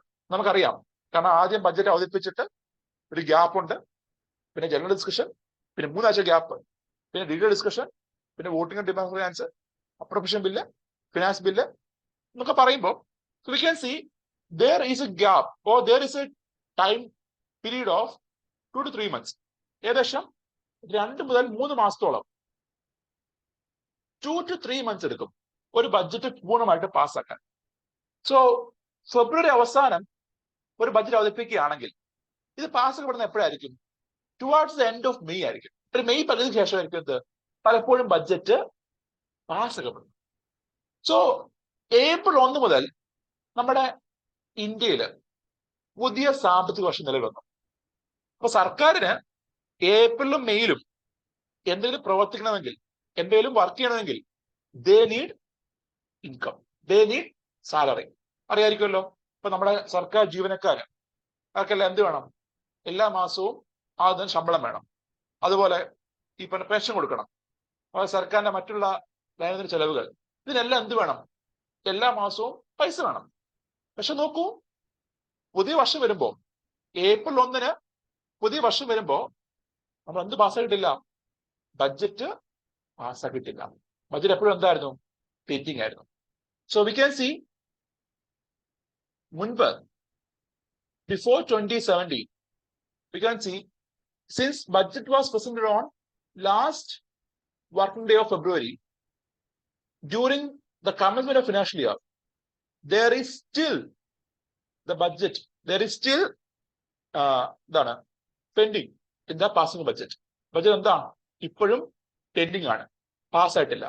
അതുകൊണ്ട് തന്നെ സർക്കാരിന് പൈസ വിനിയോഗിക്കാൻ കഴിയില്ല. കാരണം എന്താ? ധനാഭ്യർത്ഥന ബില്ലും ധനവിനിയോഗ ബില്ലും ഒക്കെ കഴിഞ്ഞിട്ട് എന്തുള്ളൂ? സർക്കാരിന്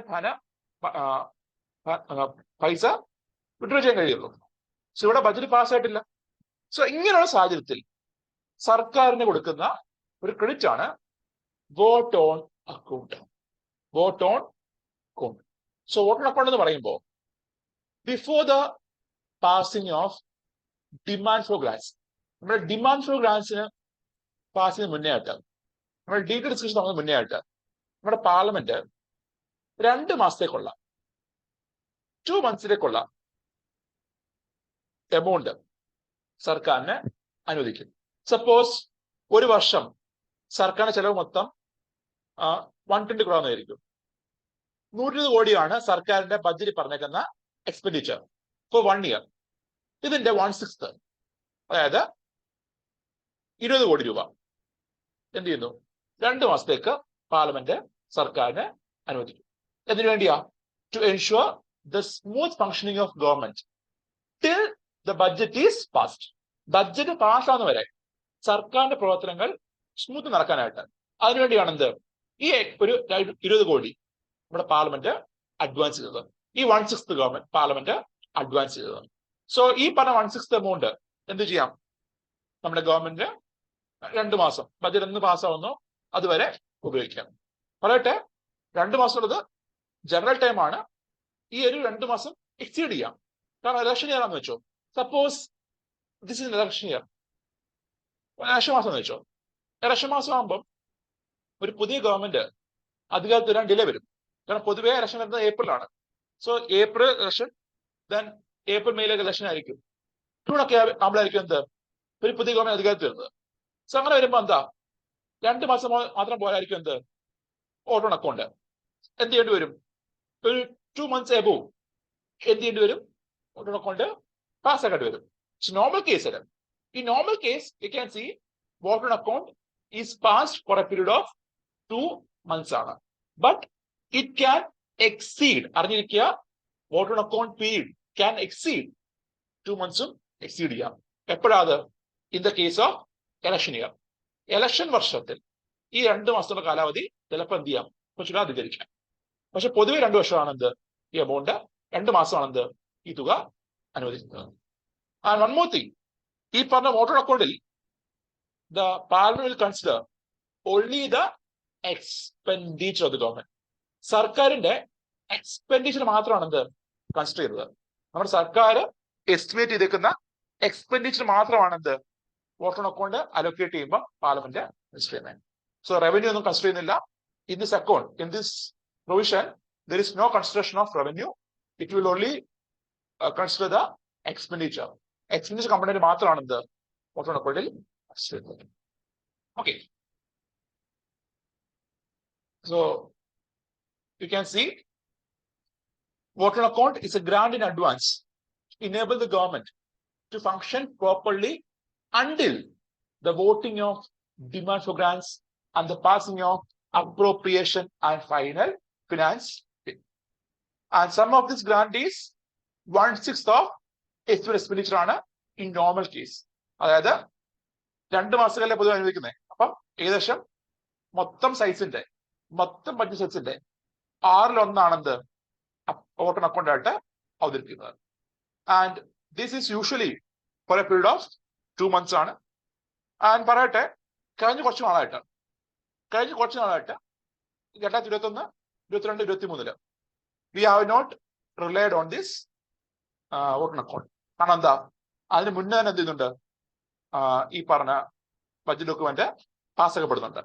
സോ കഴിഞ്ഞ കുറച്ച് നാളായിട്ട് you can see for the last few years the government is not relying on vote on account since the budget is passed before the commencement of the financial year. ഒരു പുതിയ ഫിനാൻഷ്യൽ ഇയർ തുടങ്ങുന്നതിന് മുന്നേയായിട്ട് എന്ത് ചെയ്യുന്നുണ്ട്, budget പാസ്സാക്കപ്പെടുന്നുണ്ട്. അതുകൊണ്ട് vote on account എന്ത് ചെയ്യുന്നില്ല, ഇപ്പോ government കൂടുതൽ ഫോക്കസ് ചെയ്യുന്നില്ല. എന്നാൽ അടുത്ത വർഷം എന്ത് ചെയ്യാം, ഇലക്ഷൻ ഇയർ ആണ്, ഒരു വോട്ട് ഓൺ അക്കൗണ്ട് ആവശ്യം വരും. ഓക്കെ, ഇത് മാറാൻ കാരണം എന്ന് വെച്ചാൽ, ഈ ഒരു റിലൈൻ കുറയാൻ കാരണം എന്ന് വെച്ചാൽ, അല്ലെങ്കിൽ ഡിപ്പെൻഡൻസ് കുറയാൻ കാരണം എന്ന് വെച്ചാൽ എന്താണ്, നമ്മൾ എന്ത് ചെയ്തു, പ്രീപോൺ ചെയ്തില്ലേ. പണ്ട് ഫെബ്രുവരി അവസാനമായിരുന്നു, ഇപ്പൊ എന്താ ആദ്യമായി. അപ്പം കുറച്ച് ടൈം കിട്ടി, ഒരു മാസം നമുക്ക് കിട്ടി. സോ ആ 1 മാസം കൊണ്ട് എന്താ ബഡ്ജറ്റ് പ്രൊസീഡിങ്സ് എളുപ്പം തന്നെ എന്ത് ചെയ്തു, കംപ്ലീറ്റ് ചെയ്യുന്നു. അങ്ങനെ മാർച്ച് 31 ആകുമ്പോഴത്തേക്ക് എന്ത് ചെയ്യും, ബഡ്ജറ്റ് കംപ്ലീറ്റ് ചെയ്യാനാണ് ഗവൺമെന്റ് ഇപ്പോൾ ശ്രമിക്കുന്നത്. അതുകൊണ്ട് ലാസ്റ്റ് കുറച്ച് നാളായിട്ട് we can see government is not depending on vote on account for the funds in the new financial year.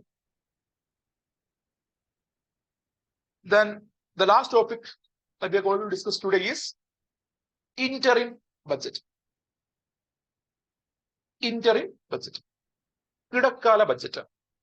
So interim budget എന്ന് പറയുമ്പോൾ, this is a budget which is introduced or which is presented during the election time. ഇപ്പൊ അടുത്ത വർഷം 2024 വരാൻ പോകുന്ന budget ഒരു ഇടക്കാല ബഡ്ജറ്റാണ്. കാരണം എന്താ, ഒരു ഫുൾ ഫിനാൻഷ്യൽ ഇയർ ആ ബഡ്ജറ്റ് നിൽക്കണമെന്നില്ല. കാരണം 24 ജൂണൊക്കെ ആകുമ്പോൾ പുതിയ ഗവൺമെന്റ് അധികാരത്തിൽ വരും. സെയിം പാർട്ടിയാണ് കൂടെ തന്നെ, സെയിം പാർട്ടി ആയിരിക്കാം, അല്ലെങ്കിൽ വേറെ പാർട്ടി ആയിരിക്കും. സെയിം പാർട്ടി ആണെങ്കിലും എന്ത് ചെയ്യാറുണ്ട്, പഴയ ഗവൺമെന്റ് അവതരിപ്പിച്ച ബഡ്ജറ്റ് റിവൈസ് ചെയ്യാറുണ്ട്. ഉദാഹരണം പറയുമ്പോൾ 2021 കേരളം എടുക്കുക. സോ നമ്മുടെ കേരളത്തില് ഇലക്ഷൻ ഇയർ ആയിരുന്നു 21. സോ 21 ഗവൺമെന്റ് ആദ്യം ബഡ്ജറ്റ് അവതരിപ്പിച്ചു. അതിനുശേഷം പിന്നീട് 2021 പുതിയ ഗവൺമെന്റ് വന്ന ശേഷം the government has revised the earlier budget. 2021 അവതരിപ്പിച്ച ആദ്യ ബഡ്ജറ്റ് എന്ത് ചെയ്തു? റിവൈസ് ചെയ്തു. നമ്മൾ നേരത്തെ കണ്ടത് ഫസ്റ്റ് കണ്ടില്ലേ? ഫസ്റ്റ് കണ്ട പിക്ചർ ഓർമ്മയുണ്ടോ? 2019 ഫെബ്രുവരിയിൽ പീയൂഷ് ഗോയൽ എന്ത് ചെയ്തു? ബജറ്റ് അവതരിപ്പിച്ചു. ദെൻ 2019 ജൂലൈയിൽ ആണെന്ത് നിർമ്മല സീതാരാമൻ റിവൈസ്ഡ് ബഡ്ജറ്റ് അവതരിപ്പിക്കുന്നത്. സോ ഇന്റർ ബഡ്ജറ്റ് എന്ന് വെച്ചാൽ ഇറ്റ് ഈസ് ഫുൾ ബഡ്ജറ്റ് തന്നെയാണ്. എന്ത് സർക്കാരിന്റെ ഒരു സാധാരണ ബഡ്ജറ്റ് പോലെയാണ് എന്ത് ഇടക്കാല ബഡ്ജറ്റ്. പക്ഷെ പ്രത്യേകത എന്താണ്? It is a budget which is presented during the last term of a government, അല്ലെങ്കിൽ last year of a government. ഒരു സർക്കാരിന്റെ അവസാന വർഷം അവതരിപ്പിക്കുന്ന ബഡ്ജറ്റ് ആണ് എന്ത് ഇടക്കാല ബഡ്ജറ്റ് എന്ന് പറയുന്നത്. ഇടക്കാല ബഡ്ജറ്റ് പറയാൻ കാരണം എന്താ? ഒരു പുതിയ ഗവൺമെന്റ് വരുമ്പോൾ they will revise this budget. അവരെന്ത് ചെയ്യും? ഈ ബഡ്ജറ്റ് റിവൈസ് ചെയ്യാറുണ്ട്. The idea of interim budget was put forward by R.K. Shanmukha ഷെട്ടിയാണ്. സോ ഇന്ത്യയില് ഇടക്കാല ബഡ്ജറ്റ് എന്ന ആശയം കൊണ്ടുവരുന്നത് R.K. Shanmukha ഷെട്ടിയാണ്. And the first interim budget was presented by C.V. ദേശ്മുഖാണ്. ഈ പേരും അറിഞ്ഞിരിക്കുക. C.V. ദേശ്മുഖാണ് എന്ത് ഇന്ത്യയിലെ ആദ്യ ഇന്ററിം ബഡ്ജറ്റ് അവതരിപ്പിക്കുന്നത്. Then next we are going to discuss the components of budget. ബഡ്ജറ്റിലുള്ള എക്സ്പെൻഡിച്ചറിനെയും റവന്യൂവിനെയും ഗവൺമെന്റ് എങ്ങനെയാണ് ക്ലാസിഫൈ ചെയ്യുന്നത്, അതാണ് പഠിക്കാനുള്ളത്. അത് ഇമ്പോർട്ടന്റ് പോർഷൻ ആണ്. നമ്മുടെ എക്സാമിന്, ലിംസ് എക്സാമിന് ചോദിക്കാൻ ചാൻസ് ഉള്ളതാ. അതുപോലെ മെയിൻസിനായാലും there may be a question describes the components of capital budget or describe the component of revenue budget എന്നെന്താ ചോദിക്കാൻ ചാൻസ് ഉണ്ട്. So we can expect a question like that. So one of the important portion ആണ് എന്ത് components of a budget. So budget components പ്രധാനമായിട്ടും നമുക്ക് രണ്ടായിട്ട് തരംതിരിക്കാം. ഒന്ന് revenue budget, then capital budget. Then revenue budget can be again classified into revenue expenditure, revenue receipt. Then capital budget can again be classified into capital expenditure and capital receipt. So you can see ഈ പറഞ്ഞ components നിങ്ങൾ പഠിക്കുമ്പോൾ നിങ്ങൾക്ക് മനസ്സിലാകും this classification is based on the receipts or revenue and expenditure of the government. സർക്കാരിന്റെ എക്സ്പെൻഡിച്ചറിനെ എന്ത് ചെയ്യുന്നു? നമ്മൾ ഡിവൈഡ് ചെയ്യുന്നു. സർക്കാരിന്റെ റവന്യൂനെ നമ്മൾ എന്ത് ചെയ്യുന്നു? ഡിവൈഡ് ചെയ്യുന്നു. So in this classification we could see we are actually classifying the receipts and expenditure of the government. സർക്കാരിന്റെ വരവിനെയും ചിലവിനെയാണ് എന്ത് നമ്മൾ ഇവിടെ ക്ലാസിഫൈ ചെയ്യുന്നത്. ആൻഡ് അതില് മെയിനായിട്ട് രണ്ട് കമ്പോണൻസ് ആണ്, revenue account or revenue budget, then capital budget or capital account.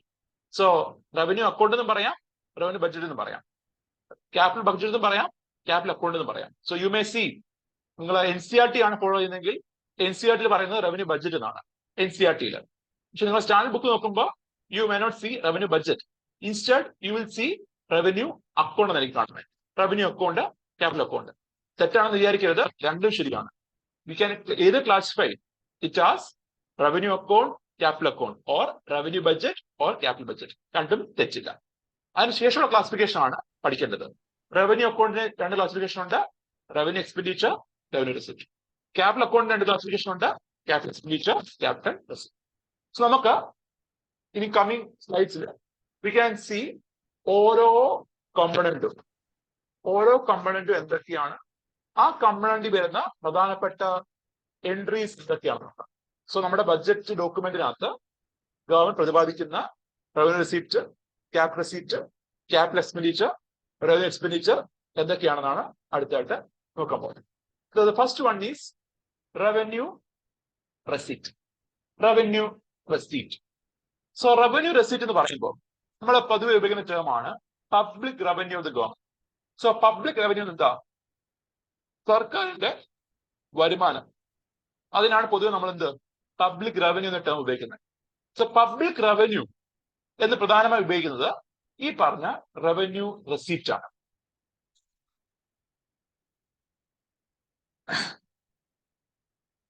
So public revenue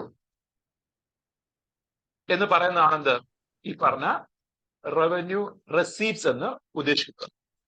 so revenue receipt പ്രത്യേകത, the main feature of revenue receipt is that it neither creates liability nor reduce assets. So the main feature of a revenue receipt is that it neither creates liability nor reduce assets. എന്താ പറഞ്ഞേ? ഒരു entry, ഒരു സർക്കാരിന്റെ ഒരു വരുമാനം അല്ലെങ്കിൽ സർക്കാരിന്റെ ഒരു റവന്യൂ സ്രോതസ് റവന്യൂ റെസിപ്റ്റ് ആണെന്ന് പറയണമെങ്കിൽ എന്താ കണ്ടീഷൻ? അത് സർക്കാരിനൊരു ബാധ്യത ക്രിയേറ്റ് ചെയ്യാൻ പാടില്ല. ഓക്കെ, ഏതെങ്കിലും ഒരു റവന്യൂ സോഴ്സ് സർക്കാരിന്റെ റവന്യൂ റെസിപ്റ്റ് ആണെന്ന് പറയണമെങ്കിൽ എന്താ condition? It neither creates liability, സർക്കാരിനൊരു ബാധ്യത ക്രിയേറ്റ് ചെയ്യാൻ പാടില്ല. അതേപോലെ it no reduce the assets, സർക്കാരിന്റെ ആസ്തിയില്, സർക്കാരിന്റെ അസറ്റ്സില് ഒരു റിഡക്ഷൻ ഉണ്ടാക്കാനും പാടില്ല. This is the condition of revenue receipt. So you can see the main component of revenue receipt is tax and non tax revenue of the government. നമ്മുടെ സർക്കാരിന്റെ നികുതി വരുമാനവും അതേപോലെ നികുതി ഇതര വരുമാനവുമാണ് ഇവിടെ വരുന്നത്, റവന്യൂ റെസിപ്റ്റില് വരുന്നത്. സോ ടാക്സ് റവന്യൂ എന്ന് പറയുമ്പോൾ എന്തൊക്കെ വരുന്നുണ്ട്? നമ്മൾ പഠിച്ചതല്ലേ, ക്ലാസ്സിൽ പഠിച്ചതാണ്. The tax can be classified into two, direct tax revenue അതുപോലെ ഇൻഡയറക്റ്റ് ടാക്സ് റവന്യൂ. സർക്കാരിന്റെ പ്രത്യക്ഷ നികുതി അതുപോലെ പരോക്ഷ നികുതി. സോ ഡയറക്റ്റ് ടാക്സ് എന്ന് പറയുമ്പോൾ we have discussed a number of direct taxes in India. ഓർമ്മയുണ്ടാവുമല്ലോ, നമ്മുടെ ഇന്ത്യയില് സർക്കാർ കളക്ട് ചെയ്യുന്ന large number of direct tax നമ്മൾ കവർ ചെയ്തു.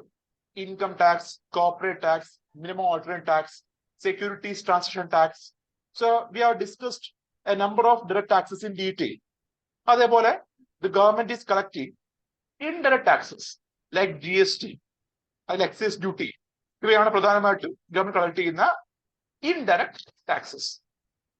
സോ നോക്കുക, ഈ പറഞ്ഞ ടാക്സ് എന്ന് പറയുമ്പോൾ സർക്കാർ എക്കണോമിയിൽ നിന്ന് നികുതി കളക്ട് ചെയ്യുമ്പോൾ, സർക്കാർ എക്കണോമിയിൽ നിന്ന് നികുതി ലഭ്യം ചെയ്യുമ്പോൾ we can see there is no creation of liability.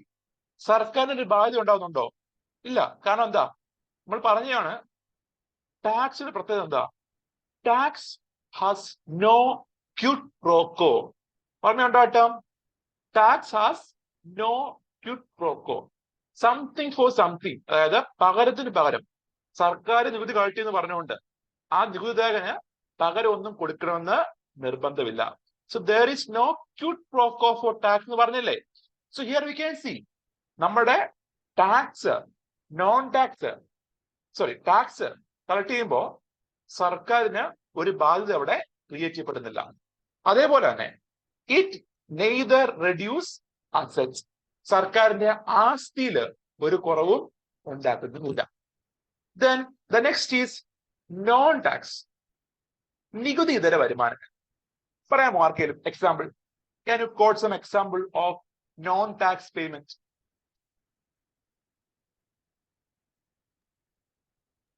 Fines. പറഞ്ഞോളൂ. ഫൈൻ. ഇപ്പൊ നമ്മൾ യാത്ര ചെയ്യുന്നു, ഹെൽമെറ്റ് ഇല്ലാതെ യാത്ര ചെയ്യാണ്. ഗവൺമെന്റ് എന്ത് ചെയ്യാം? Government may levy some fine or penalty. അതുപോലെ ഫോർഫീച്ചർ. അതുകൊണ്ട് നമ്മൾ സർക്കാർ ഏറ്റെടുക്കുന്ന സാധനങ്ങൾ സർക്കാർ കണ്ടുകെട്ടത്തില്ലേ, അതെന്താണ്? നോൺ റവന്യൂ എന്ന് പറയാം തീർച്ചയായും. So fine, penalties, stamp. Okay, വേറെ ഇത്രേ ഉള്ളോ? എന്താണ് നോൺ ടാക്സ് റവന്യൂ എന്നാ പറഞ്ഞത്? നികുതി ഇതര വരുമാനം എന്ന് വെച്ചാൽ ടാക്സ് റവന്യൂ ആവാൻ പാടില്ല, ഫൈനും പെനാൽറ്റി മാത്രമേ ഉള്ളൂ. നോക്കുവാണെങ്കിൽ നമ്മുടെ ഇന്ത്യയിലായാലും കേരളത്തിലായാലും നമ്മുടെ ഗവൺമെന്റ് ധാരാളം പൊതുമേഖലാ സ്ഥാപനം ഓൺ ചെയ്യുന്നില്ലേ? അല്ലേ? ഇന്ത്യയിലും കേരളത്തിലും V can see the government is owning various public sector enterprises. ഈ പറഞ്ഞ പൊതുമേഖലാ സ്ഥാപനങ്ങൾ ലാഭത്തിലാവുമ്പോൾ അതിന്റെ ഒരു വിഹിതം ആർക്ക് കിട്ടും? ആ ലാഭത്തിന്റെ ഷെയർ എങ്ങോട്ടാ പോകുന്നത്? ഗവൺമെന്റിലേക്കാണ്. ഇപ്പൊ നിങ്ങൾ കാണുന്ന ഒരു പ്രതിഭാസം ഉണ്ടല്ലോ, ഇലക്ഷൻ വരുന്ന സമയത്ത് നമ്മുടെ ക്രൂഡ് ഓയിലിന് വില എത്ര ആയാലും ONGCയോ അല്ലെങ്കിൽ ഇന്ത്യൻ ഓയിൽ കോർപ്പറേഷനോ ഒന്നും എഴുതിയിട്ടില്ല, പെട്രോൾ വില കൂട്ടത്തില്ല. ഓർമ്മ ഉണ്ടാവും എല്ലാവർക്കും. സോ നമ്മൾ പറയുന്നതാണ് എന്ത്, ഒരു കണ്ടീഷൻ എന്താണ്, അന്താരാഷ്ട്ര വിപണിയിൽ ഗ്ലോബൽ മാർക്കറ്റിൽ ക്രൂഡ് ഓയിലിന് വില കൂടുന്നതനുസരിച്ച് ഇവിടെ എന്ത് ചെയ്യാം, പ്രൈസ് കൂട്ടാം എന്നാണ് പറഞ്ഞേക്കുന്നത്. സോ ഇവിടെ നോക്കുമ്പോൾ കൂടുമ്പോൾ എന്ത് ചെയ്യും, കൂടും. അന്താരാഷ്ട്ര വിപണിയിൽ പൈസ കൂടുമ്പോൾ ഇവിടെയും പൈസ കൂടും. എന്നാൽ കുറയും തക്കതായ കുറച്ചിൽ ഇവിടെ ഉണ്ടാകുകയില്ല. അത് മാത്രമല്ല, whenever there is election, ഏതെങ്കിലും സംസ്ഥാനത്ത് ഇലക്ഷൻ ഡിക്ലെയർ ചെയ്യുകയാണെങ്കിൽ ആ സമയത്ത് സ്വിച്ച് ഇട്ടപ്പോൾ എന്ത് ചെയ്യും, എത്ര വിലയായാലും ക്രൂഡ് ഓയിൽ എത്ര ആയാലും എന്ത് ചെയ്യത്തില്ല, there is no hike in the price of petrol or diesel. അതിന് കാരണം എന്താണ്? നമ്മൾ പറയുന്ന പോലെ പ്രതിക്രിയാവാദികളും മറ്റേ ഉണ്ടല്ലോ, തമ്മിൽ അന്തർധാര സജീവം വരുന്നത് പറഞ്ഞ പോലെ വി ക്യാൻ സി ഗവൺമെന്റ് ആണ് എന്ത്, ഇന്ത്യൻ ഓയിൽ കോർപ്പറേഷൻ ആയാലും BPC ആയാലും ഓൺ ചെയ്യുന്ന ആരാ? Who is the major share holder of Indian oil corporation? Government of India ആണ്. സർക്കാർ തന്നെയാണ് എന്ത്, ഈ പറഞ്ഞ കമ്പനികളുടെ എല്ലാം മേജർ ഷെയർ ഹോൾഡർ. അതുകൊണ്ട് തന്നെ ഗവൺമെന്റ് ക്യാൻ ഡിസൈഡ്. ഗവൺമെന്റ് എന്താ, ഒരു കീ ഡിസി ഫോഴ്സ് തന്നെയാണ്. എന്തൊക്കെ പറഞ്ഞാലും ഗവൺമെന്റിന്റെ ഡയറക്ഷൻസ് അനുസരിച്ചാണെന്ത് ഇവരെ പൈസ കൂട്ടുകയും കുറയ്ക്കുകയൊക്കെ ചെയ്യുന്നത്. സോ അതാണ് ഇലക്ഷൻ വരുമ്പോ എന്ത്, സ്വിച്ച് ഇട്ട പോലെ ഈ പറഞ്ഞ എന്താ എല്ലാ വിലവർദ്ധനവും തൽക്കാലം നിൽക്കും. സോ യു ക്യാൻ സി ഇങ്ങനെയുള്ള പൊതുമേഖലാ സ്ഥാപനങ്ങൾ, ഇവരുടെ ലാഭവിഹിതങ്ങൾ, ഇവിടെ ലാഭം, പൊതുമേഖലാ ബാങ്കുകളുണ്ട്, അവിടെ ലാഭം എങ്ങോട്ടാ പോകുന്നത്? ഗവൺമെന്റിലേക്കല്ലേ. അത് നികുതി വരുമാനമാണോ? അല്ല, നോൺ ടാക്സ് റവന്യൂ ആണ്. അതേപോലെ ഈ ലാഭം ലഭിക്കുമ്പോൾ സർക്കാരിന് ഒരു ബാധ്യത ഉണ്ടാവുന്നില്ല. അതേപോലെ ഒരു സർക്കാർ ആസ്തി എന്ത് ചെയ്യുന്നില്ല, കുറയുന്നുമില്ല. ഷെയർസ് വിൽക്കുകയല്ലോ അവിടെ ചെയ്യുന്നത്. എന്ത് മാത്രമേ ഉള്ളൂ, കമ്പനി ഓൺ ചെയ്യുന്നു, അതിന്റെ ലാഭവിഹിതം, അതിന്റെ ഡിവിഡൻഡ് കിട്ടുകയാണ്. So there is no reduction in assets also. ഇപ്പൊ ഉദാഹരണം നമ്മുടെ കേരളത്തിൽ പറയുമ്പോൾ സിയാൽ അറിയായിരിക്കുമല്ലോ, Cochin international airport limited. So സിയാലില് ഒരു ഷെയർ ഹോൾഡർ കേരളമാണ്, കേരള ഗവൺമെന്റ് ഒരു ഷെയർ ഹോൾഡർ ആണ്. ആൻഡ് നിങ്ങൾ ഇടയ്ക്ക് വാർത്ത കാണാറുണ്ട്, സിയാലിന്റെ ലാഭവിഹിതം ഇത്ര കോടി രൂപ കേരള ഗവൺമെന്റിന് കൈമാറുന്ന പറഞ്ഞിട്ട് കാണാറുണ്ട്. സോ ലാർജ് സം ഓഫ് മണിയാണ്, ഏകദേശം 10 കോടി 20 കോടി 30 കോടി എന്ന് പറഞ്ഞാൽ ഇടയ്ക്കിടയ്ക്ക് കൊടുക്കും. സോ വി ക്യാൻ സി ഇതൊക്കെ എന്താണ്, നോൺ ടാക്സ് റവന്യൂ ആണ്. വേറെ ഉണ്ടോ non tax revenue? Example interest. ഇപ്പം അബ്ദുൽ സാർ പറഞ്ഞ പോലെ interest.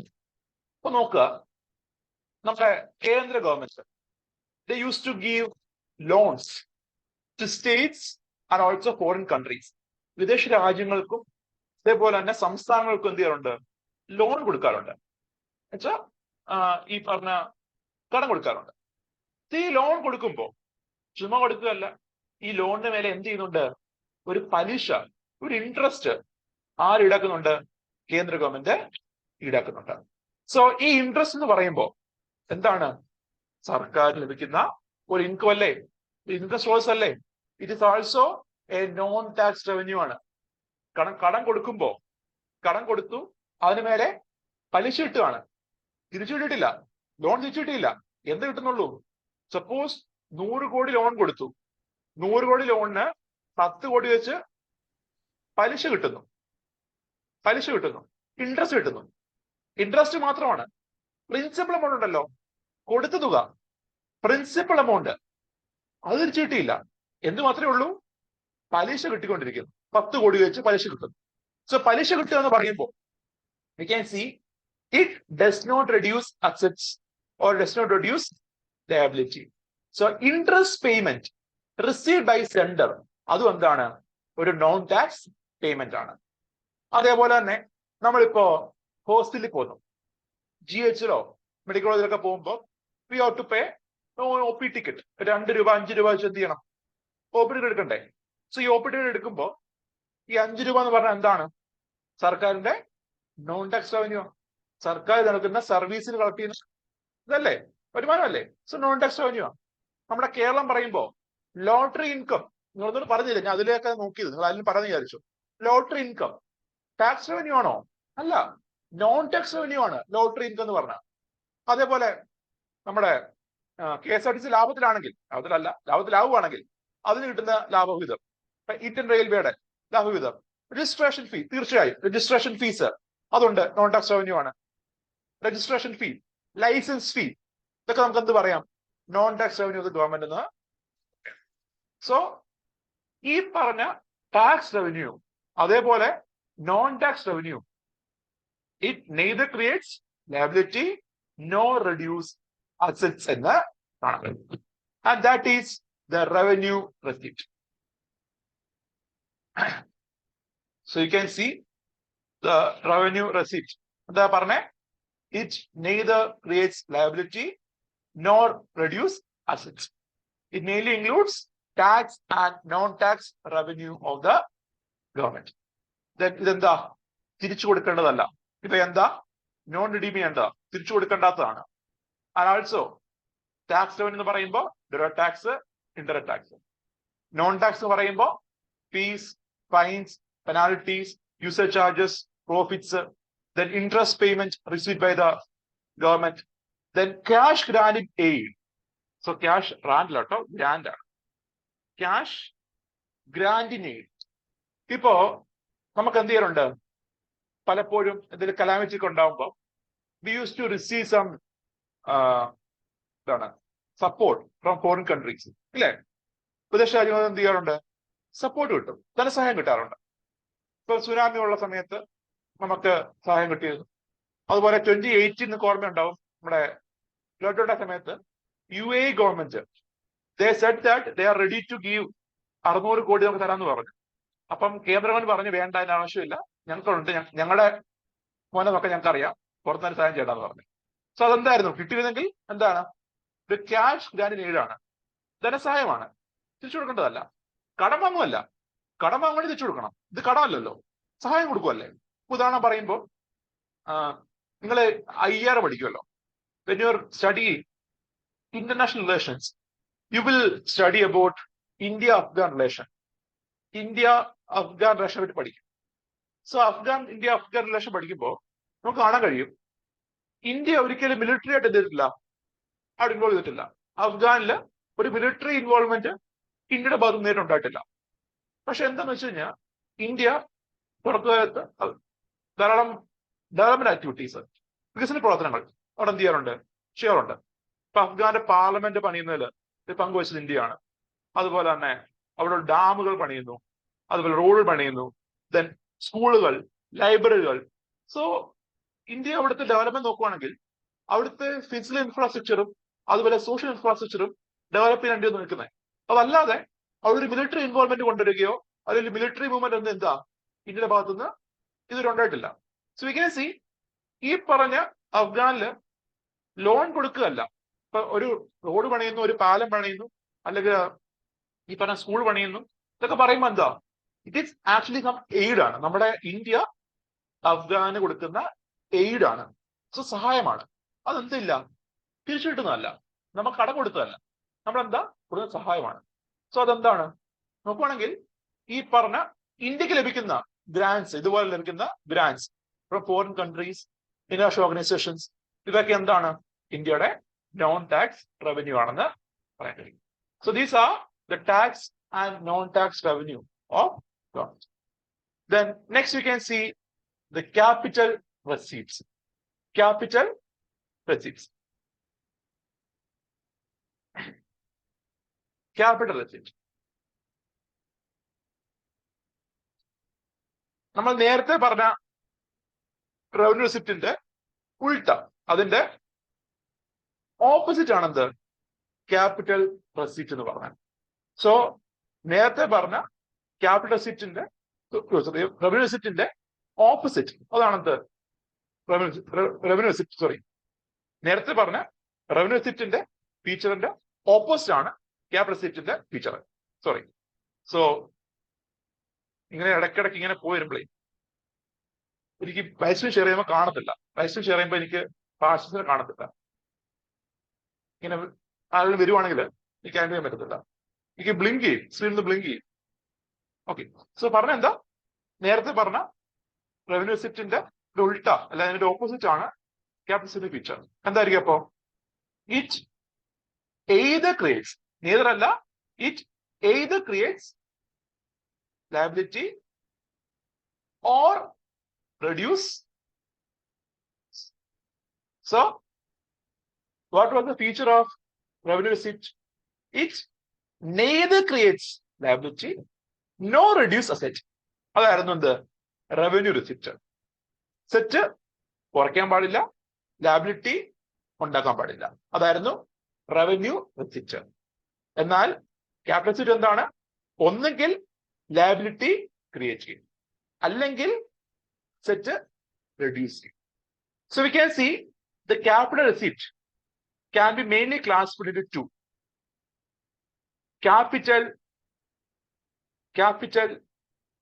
debt receipts and capital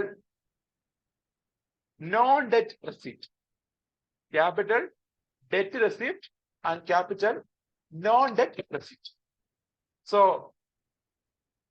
capital debt receipt എന്ന് പറയുമ്പോൾ ഈ പറഞ്ഞ റെസീപ്റ്റ്സ് സർക്കാരിന് ഒരു ലയബിലിറ്റി ക്രിയേറ്റ് ചെയ്യുന്നതാണ്, സർക്കാരിന് ഒരു ബാധ്യത ക്രിയേറ്റ് ചെയ്യുന്നതാണ്. നമ്മുടെ government of India, whenever there is revenue shortfall, government കടം വാങ്ങും. നിങ്ങൾ ഈ ഇടയ്ക്ക് കണ്ടിരുന്നോ? കേന്ദ്ര ഗവൺമെന്റ് ഏകദേശം 6 ലക്ഷം കോടി കടം എടുക്കുന്ന ഒരു വാർത്ത കണ്ടില്ലേ പേപ്പറിൽ? സോ ക്യാപിറ്റൽ ഡെറ്റ് റെസിപ്റ്റ് എന്ന് പറയുമ്പോൾ it includes the borrowings of the government ആണ്. നമ്മുടെ ഗവൺമെന്റ് വീടിനെടുക്കുന്ന borrowings. So there are different ways in which government can take money from the market. നമ്മുടെ വിപണിയിൽ നിന്ന് എന്ത് ചെയ്യാം? സർക്കാരിന് ഡിഫറെന്റ് രീതിയിൽ പൈസ കണ്ടെത്താം. സോ ഡൊമസ്റ്റിക് ബോറോയിങ് നടത്താം, ഇന്ത്യക്കകത്ത് നിന്ന് എന്ത് ചെയ്യാം? പൈസ കടമെടുക്കാം. അതുപോലെ government can borrow from external market, from abroad, വിദേശത്ത് നിന്ന് പറയുമ്പോൾ ഫോറിൻ കൺട്രിയിൽ നിന്ന് എടുക്കാം, ഫോറിൻ കൺട്രീസിൽ നിന്ന് എടുക്കാം, അല്ലെങ്കിൽ ഫോറിൻ ഇൻസ്റ്റിറ്റ്യൂഷൻസ് അല്ലെങ്കിൽ ഇന്റർനാഷണൽ ഓർഗനൈസേഷൻസ്, അന്താരാഷ്ട്ര organisations like world bank, IMF, അവിടെ നിന്നൊക്കെ എന്ത് ചെയ്യാം? കടമെടുക്കാം.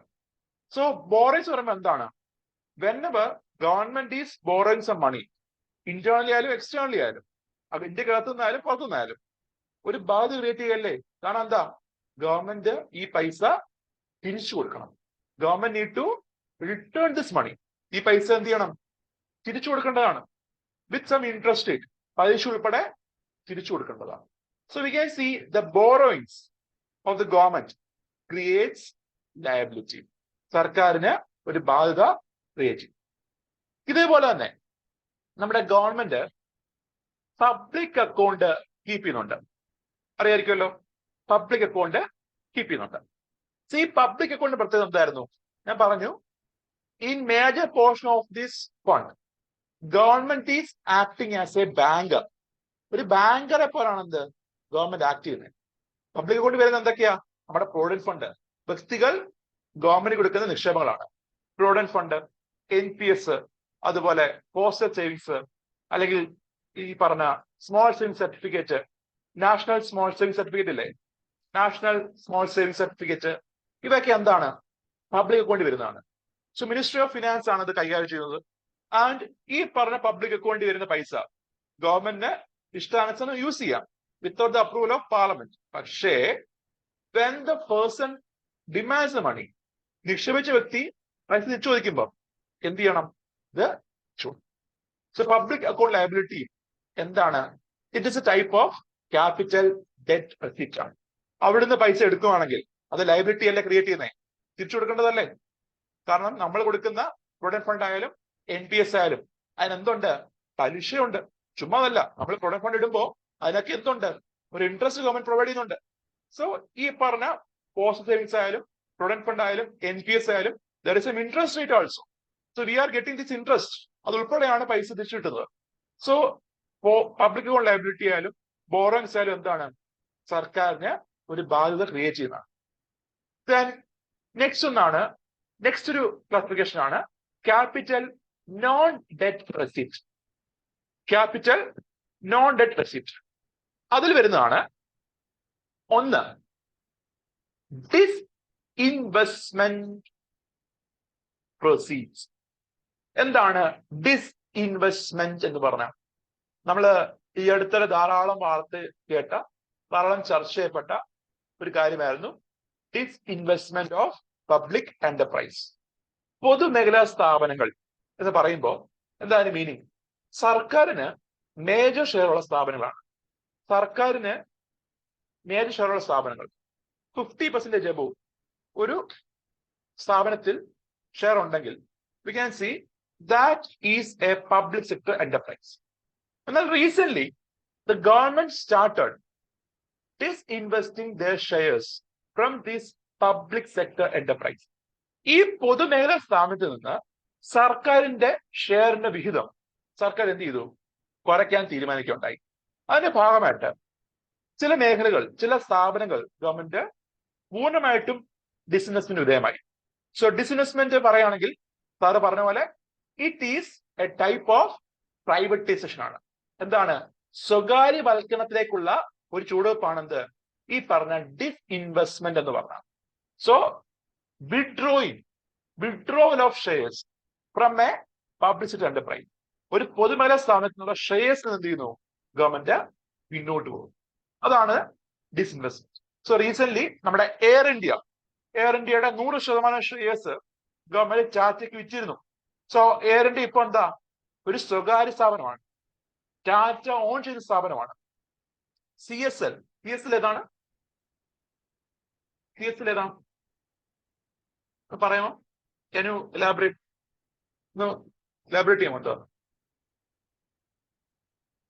ഷിപ്പ്യാർഡ് ആണോ? ഷിപ്പ്യാർഡ്. അത് എന്ത് ചെയ്തു? പ്രൈവറ്റൈസ് ചെയ്തു. പ്രൈവറ്റൈസ് ആയോ? കൊച്ചി ഷിപ്പ്യാർഡ് പ്രൈവറ്റൈസ് ചെയ്തു എന്ന് അറിഞ്ഞില്ല. നടന്നോ അത്? ബാക്കിയുള്ളവർ പറയും. ചെയ്തിട്ടുണ്ടല്ലേ? ഓക്കെ. ഡിസ്ഇൻവെസ്റ്റ്മെന്റ്. ഓക്കെ. പ്രൈവറ്റൈസ് ചെയ്തിട്ടില്ല, ഷെയർ വെച്ചിട്ടുണ്ട്. അതിലിടയ്ക്കുണ്ടായിരുന്ന HPCL ഉണ്ടായിരുന്നു. HPCL, Hindustan petroleum corporation limited. HPCL privatise ചെയ്യാൻ തീരുമാനിച്ചിരുന്നു. ഷിപ്പ്യാർഡ് ഡിസ്ഇൻവെസ്റ്റ് ചെയ്യാൻ തീരുമാനിച്ചു. ഓക്കെ. ദെൻ നമ്മുടെ ഈ ഇടയ്ക്ക് ഒരു സ്ഥാപനം ഉണ്ടല്ലോ നമ്മുടെ കേരളത്തില്, വെള്ളൂര് ഒരു സ്ഥാപനം കേന്ദ്ര ഗവൺമെന്റ് ഡിസ്ഇൻവെസ്റ്റ് ചെയ്തു. എന്നാൽ കേരളം എന്ത് ചെയ്തു? അത് പർച്ചേസ് ചെയ്തു. അറിയാമോ? കോട്ടയം വെള്ളൂര്. ഏതാണ്? News print factory. അത് തന്നെ, ന്യൂസ് പ്രിന്റ് ഫാക്ടറി. സോ നമ്മുടെ വെള്ളൂര് ന്യൂസ് പ്രിന്റ് ഫാക്ടറി. ഇത് കേന്ദ്ര ഗവൺമെന്റ് കീഴിലുള്ള സ്ഥാപനമായിരുന്നു. It was a entity under central government. Central government എന്ത് ചെയ്തു? ഇത് ഡിസ്ഇൻവെസ്റ്റ് ചെയ്തു ആൻഡ് അത് വിൽക്കാൻ തീരുമാനിച്ചു. സോ നമ്മുടെ കേരള ഗവൺമെന്റ് എന്ത് ചെയ്തു? അത് ഏറ്റെടുത്തു. News print factory in Velloor. അതേപോലെ എയർ ഇന്ത്യയുടെ കേസിലും അങ്ങനെ തന്നെ. എയർ ഇന്ത്യയുടെ കേസിലും central government Trivandrum airport. So Trivandrum എയർപോർട്ടിന്റെ മാനേജ്മെന്റ് നിങ്ങൾക്ക് ഓർമ്മയുണ്ടാവും. ഇപ്പൊ നടത്തുന്ന ആരാണ് ട്രിവാൻഡ്രം എയർപോർട്ടിന്റെ മാനേജ്മെന്റ്? അറിയാമോ?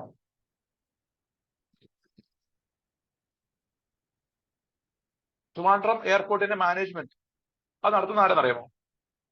അദാനിയാണ്. നേരത്തെ നമ്മുടെ എയർപോർട്ട് അതോറിറ്റി ഓഫ് ഇന്ത്യ ആയിരുന്നു.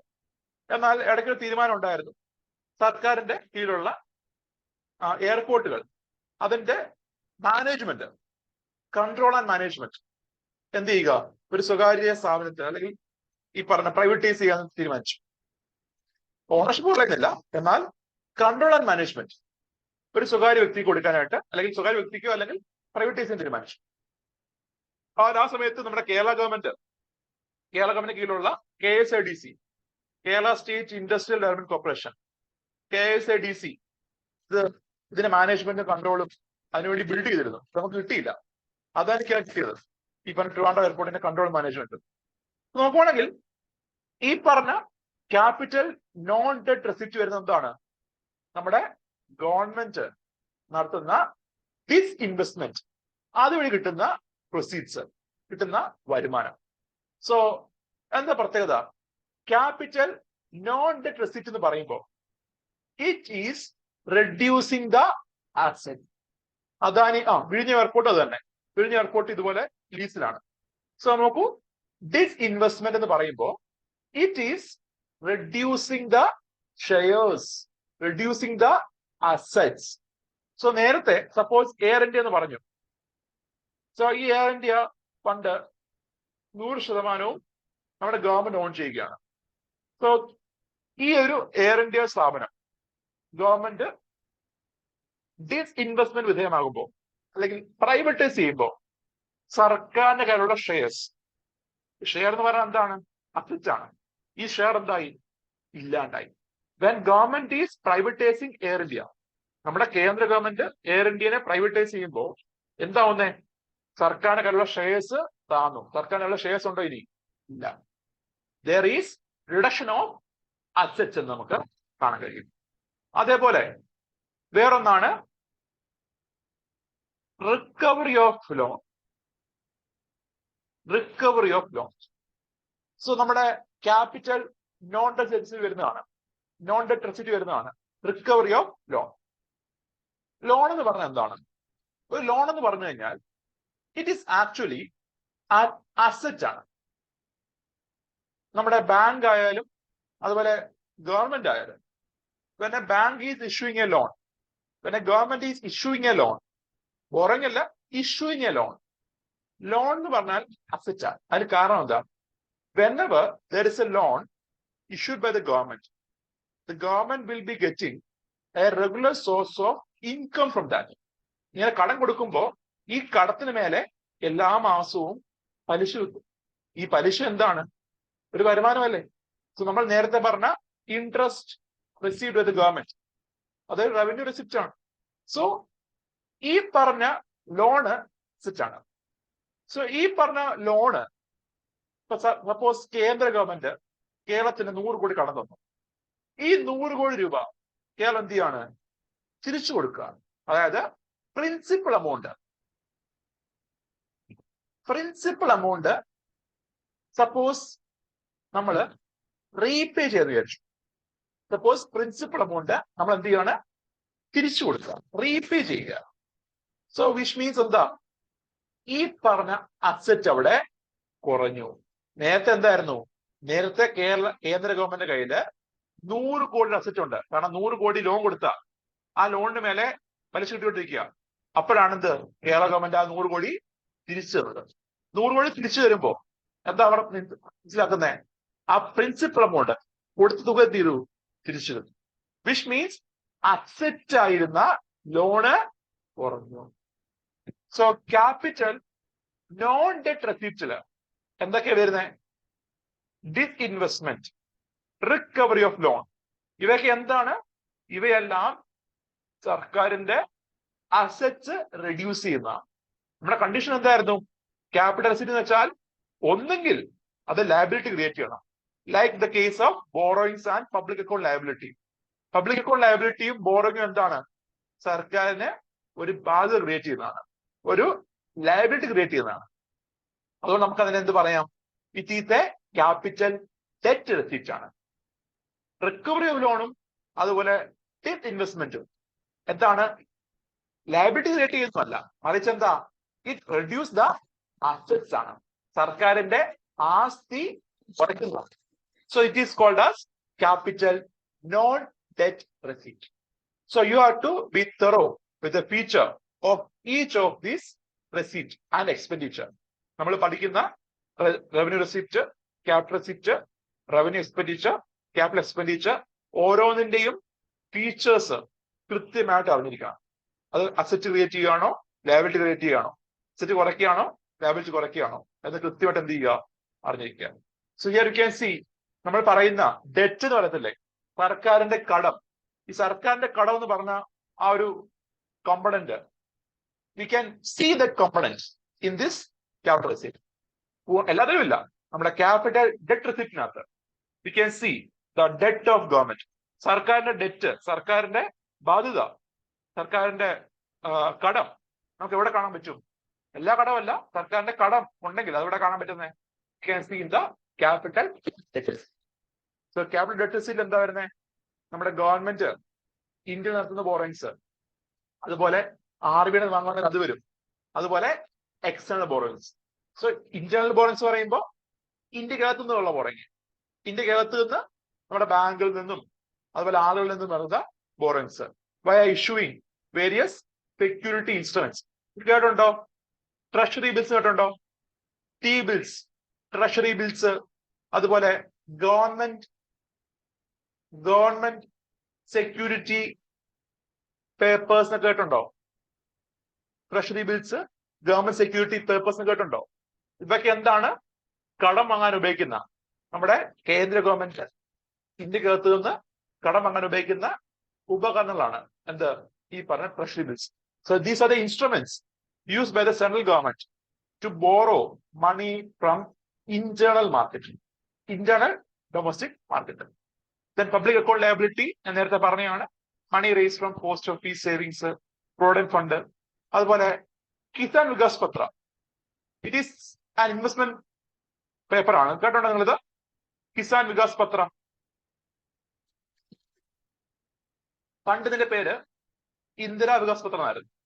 Earlier it was called as Indira Vikas Patra. Did anyone heard about this investment instrument? നമുക്കെല്ലാം നിക്ഷേപിക്കാൻ കഴിയുന്ന ഒരു ഇൻസ്ട്രുമെന്റ് ആണ്. നമുക്കെല്ലാം നിക്ഷേപിക്കാൻ കഴിയുന്ന ഒരു ഇൻസ്ട്രുമെന്റ് ആണ് ഈ പറഞ്ഞ കിസാൻ വികാസ് പത്ര ഓർ പണ്ടത്തെ ഇന്ദിരാ വികാസ് പത്ര. Speciality of this? FD പോലെ അല്ലായിരുന്നോ പണ്ട്? FD പോസ്റ്റ് ഓഫീസ് സേവിങ്സ് ഒക്കെ പോലെ ഉള്ള സംഭവം അല്ലായിരുന്നോ? FD ആണ്. പ്രത്യേകത എന്താ? അതിന്റെ പ്രത്യേകത ഉണ്ട്. ഇപ്പൊ ലോക്കൽ പീരീഡ് ഉണ്ട്. അതറിയാമോ? ശമ്പളത്തിൽ എപ്പോഴും അല്ല, അപ്പോഴുള്ള 9.5 years. ഇതോ 9.5 years. അതെ അതെ. സോ പറഞ്ഞു വെച്ചാ ഈ പറഞ്ഞ കിസാൻ വികാസ് പത്രയില് ഒരു വ്യക്തി നിക്ഷേപിക്കുകയാണെങ്കിൽ 100 മാസം കൊണ്ട് ഈ പറഞ്ഞ തുക ഇരട്ടിക്കുന്ന പറഞ്ഞേ.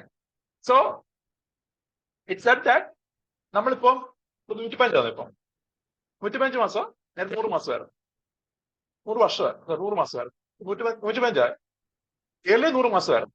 ഓക്കെ. സോ നേരത്തെ പണ്ട് പറയുകയാണെങ്കിൽ 100 മാസം. Earlier, in early case, when a person invests in Kisan Vikas Patra, Kisan Vikas Patrയില് ഒരു വ്യക്തി നിക്ഷേപിക്കുകയാണെങ്കിൽ ഇപ്പൊ 115 മാസം കേട്ടോ, 100 മാസമായിരുന്നു. 115 മാസം കൊണ്ട് എന്ത് ചെയ്യും? ഈ പൈസ ഇറക്കിക്കും. എന്നുവെച്ചാൽ ഏകദേശം 9 കൊല്ലം അല്ലേ, 10 കൊല്ലം ഇട്ടിട്ട് വരും. ഈ പറഞ്ഞ പൈസ ഇടുവാണെങ്കിൽ എന്ത് കിട്ടും നിങ്ങൾക്ക്? എന്താ, നിങ്ങളെ 1 ലക്ഷം രൂപ ഇട്ട് കഴിഞ്ഞാൽ 2 ലക്ഷം കിട്ടും. അതാണ് ഈ സാധനം വികാസ് പത്ര. പണ്ട് ഇന്ദിരാ വികാസ് പത്ര ആയിരുന്നു, അതിന്റെ പേര് മാറ്റിയിട്ടാണ് കിസാൻ വികാസ് പത്ര വരുന്നത്. സോ അന്നാണ് ഈ ടേബിളിന്റെ മാറ്റം കേട്ടോ. നേരത്തെ 100 മാസമായിരുന്നു, 100 മാസം ഇരുന്ന് കഴിഞ്ഞാൽ ഇരട്ടിക്കുന്നായിരുന്നു. ഇപ്പൊ അത് 115 മാസം ഇട്ട് കഴിഞ്ഞാൽ എന്താ ഈ പൈസ ഇരട്ടിക്കും. പേയ്മെന്റിന്റെ ആവശ്യമൊന്നുമില്ല, പറഞ്ഞേ ഉള്ളൂ. അപ്പൊ അതും എന്താണ്? ഒരു പബ്ലിക് അക്കൗണ്ട് ലയബിലിറ്റി ആണ്.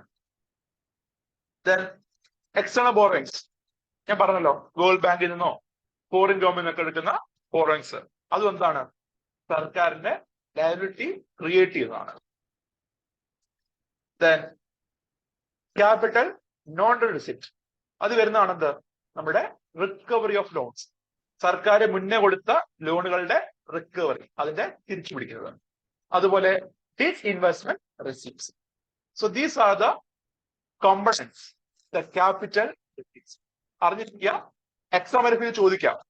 Which of the following components are there in capital receipt, or which of the following are there in revenue receipt?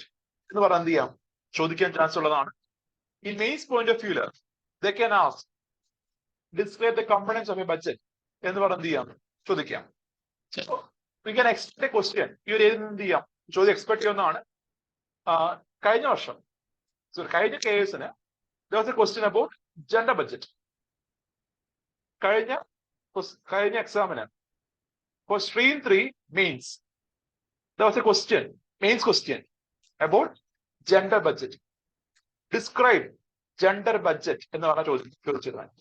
So പഠിക്കുന്നുണ്ട്, നമ്മൾ പഠിക്കും. Coming class will discuss. So ഞാൻ പഠിപ്പിച്ചതായിരുന്നു കഴിഞ്ഞ വട്ടം, ഇതേ സാധനം പഠിപ്പിച്ചതാണ്, അതിനാണ് ചോദിച്ചത്, എക്സാമിന് ചോദിച്ചത്. സോ ജെൻഡർ ബഡ്ജറ്റ് അറിഞ്ഞിരിക്കും, ഇതിനെ പറ്റി പഠിക്കാം. So now we can see the receipts of government. എങ്ങനെയാണ് 1 രൂപ കിട്ടുമ്പോൾ, സർക്കാരിന് 1 രൂപ ലഭിക്കുമ്പോൾ അത് ഏതൊക്കെ മുഖേന ലഭിക്കുന്നതാണ് അടുത്ത് പറയുന്നത്. So 1 rupee comes from 1 rupee of government.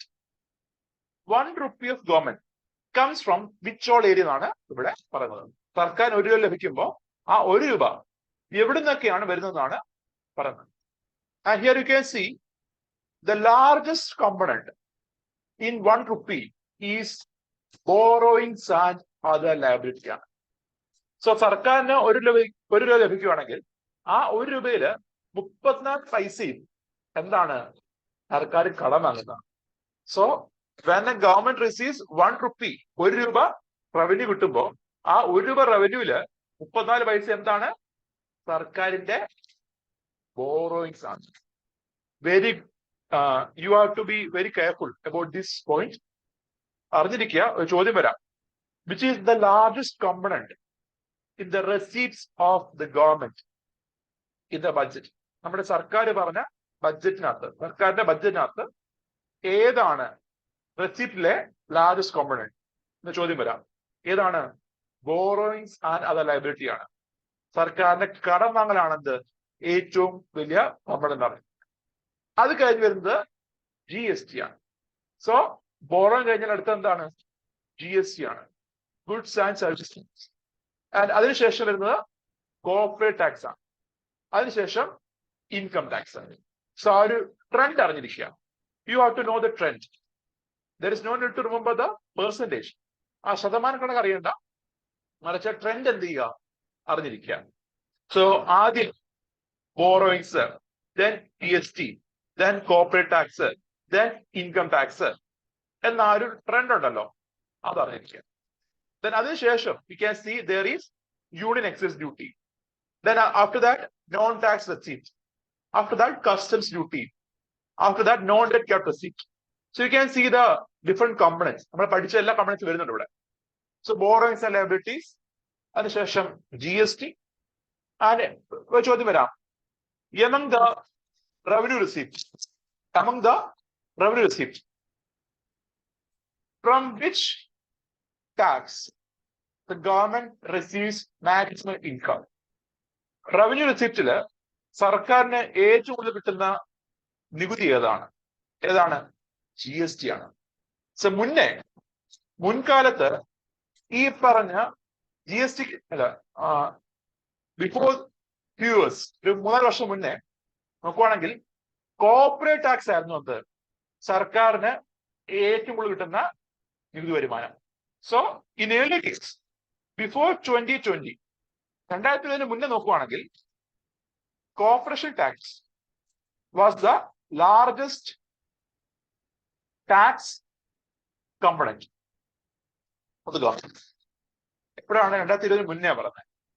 എന്നാൽ 2020 ശേഷം GST ആണ് ഇപ്പോ സർക്കാരിന്റെ ലാർജസ്റ്റ് ടാക്സ് കമ്പണന്റ് എന്ന് കാണാൻ കഴിയും. സോ ഈ ട്രെൻഡ് എന്താ? എല്ലാവരും അറിയും. ആ ട്രെൻഡ് അതുപോലെ എന്ത് ചെയ്യുക? എഴുതി വെക്കുക. ആ ഫിഗേഴ്സ്, ഈ പറഞ്ഞ പെർസെന്റേജ് എന്ത് ചെയ്യണ ആണ് പഠിക്കേണ്ട. പക്ഷെ ട്രെൻഡ് ഒന്ന്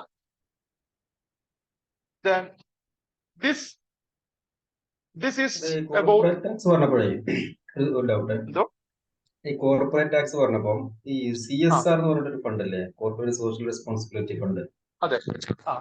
അത് ശരിക്കും ടാക്സ് റവന്യൂ ആണോ, അതോ അത് ശരിക്കും ലയബിലിറ്റി പോലെ തന്നെ അല്ലേ? അല്ല, ഈ CSR ഫണ്ട് എന്ന് പറഞ്ഞാൽ എന്താണ് CSR ഫണ്ട് എന്ന് പറഞ്ഞാൽ? ഒരു കമ്പനി ഉണ്ട്. ആ കമ്പനിയുടെ ലാസ്റ്റ് 3 ഇയേഴ്സിലെ ആവറേജ് പ്രോഫിറ്റിന്റെ 2% ഒരു കമ്പനി എന്ത് ചെയ്യണം? സോഷ്യൽ വെൽഫെയർ മിഷന് വേണ്ടി ഉപയോഗിക്കണം. അതാണ് CSR പറഞ്ഞ കോർപ്പറേറ്റ് സോഷ്യൽ റെസ്പോൺസിബിലിറ്റി എന്ന് പറഞ്ഞു കഴിഞ്ഞാൽ എന്താ പറഞ്ഞ വെച്ചാൽ, ഒരു കമ്പനിയോട് വിചാരിക്കാം, സപ്പോസ് വിഷ്ണു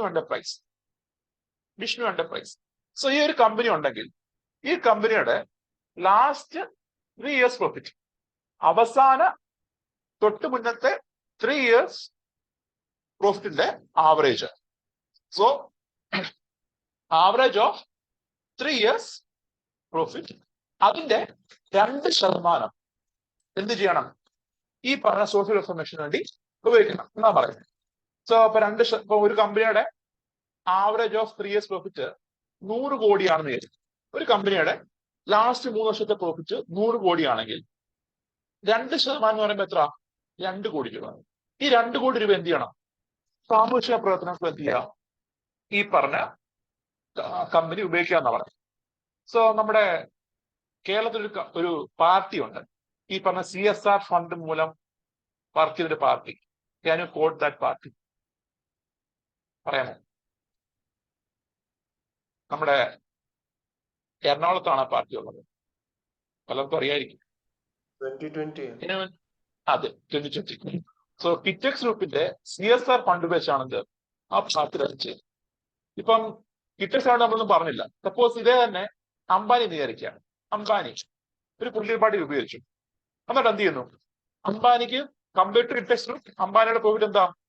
കൂടുതലായിരിക്കുമല്ലോ. പുള്ളിക്കാരൻ എന്ത് ചെയ്യുന്നു?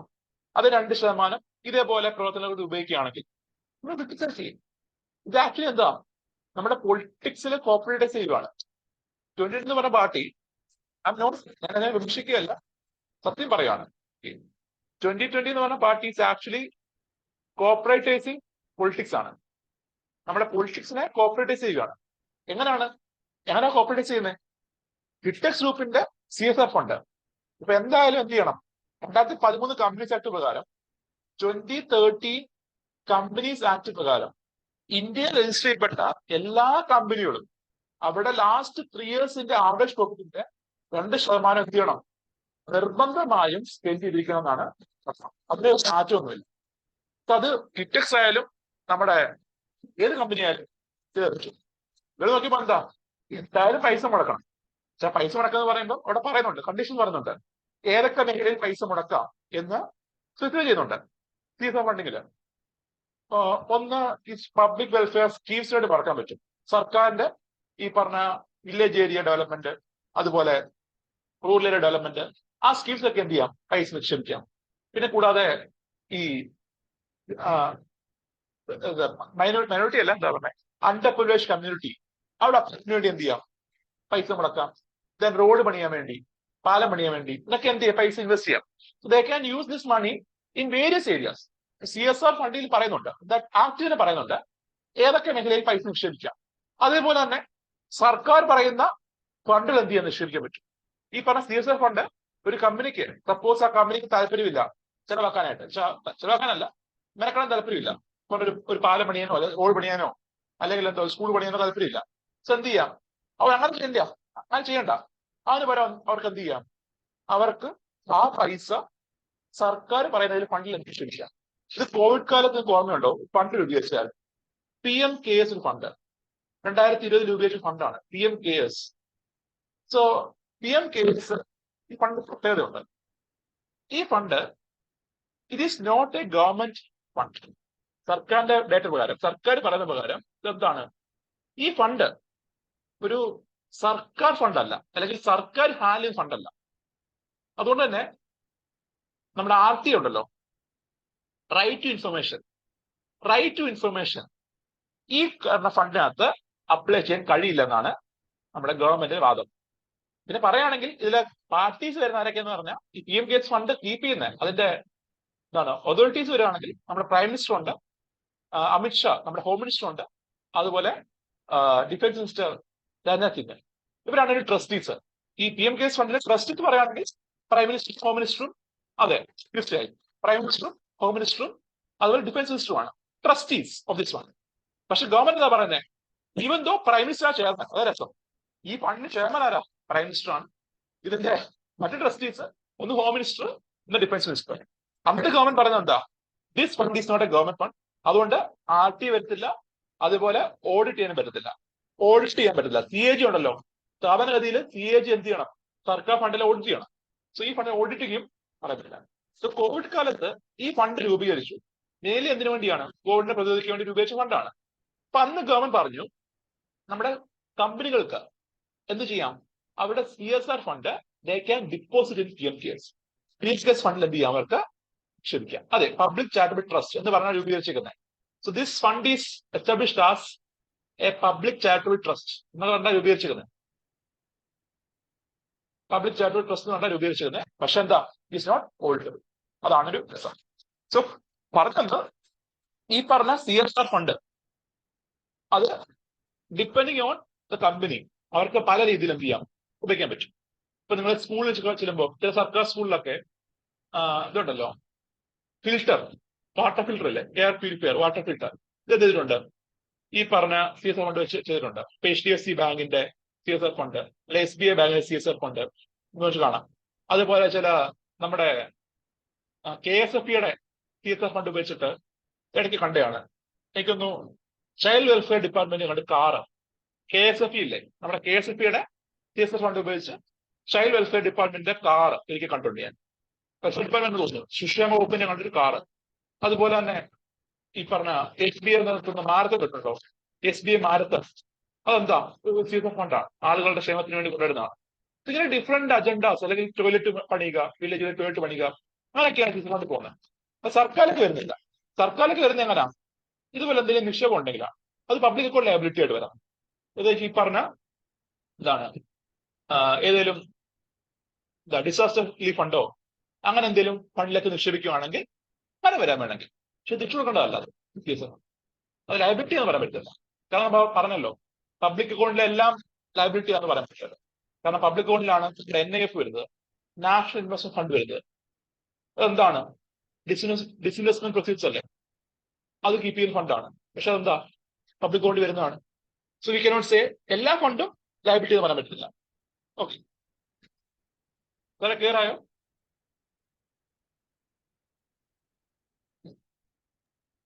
Okay sir. ഡൗട്ട് മനസ്സിലായോ സാർ? ചോദിച്ചത് മനസ്സിലായോ? മനസ്സിലായി. ഓക്കെ, ക്ലിയർ ആണ്. കാരണം അത് ടാക്സ് ആയിട്ട് വരാൻ പറ്റില്ല, അത് ടാക്സിൽ എനിക്ക് പറയാൻ പറ്റും, അതാണ്. So now we can see the revenue receipt and capital receipt of government the last recent financial year. ഇത് കാണണം. നിങ്ങൾ കണ്ടോ ഇത് കണ്ടോ, ഈ ഗ്രാഫ് കണ്ടോ? ഈ ഗ്രാഫിന്റെ താഴെ നിങ്ങൾ നോക്കി 2021, 2022 അതിന്റെ ബഡ്ജറ്റ് എസ്റ്റിമേറ്റ്, 2020-21 റിവൈസ്ഡ് എസ്റ്റിമേറ്റ്.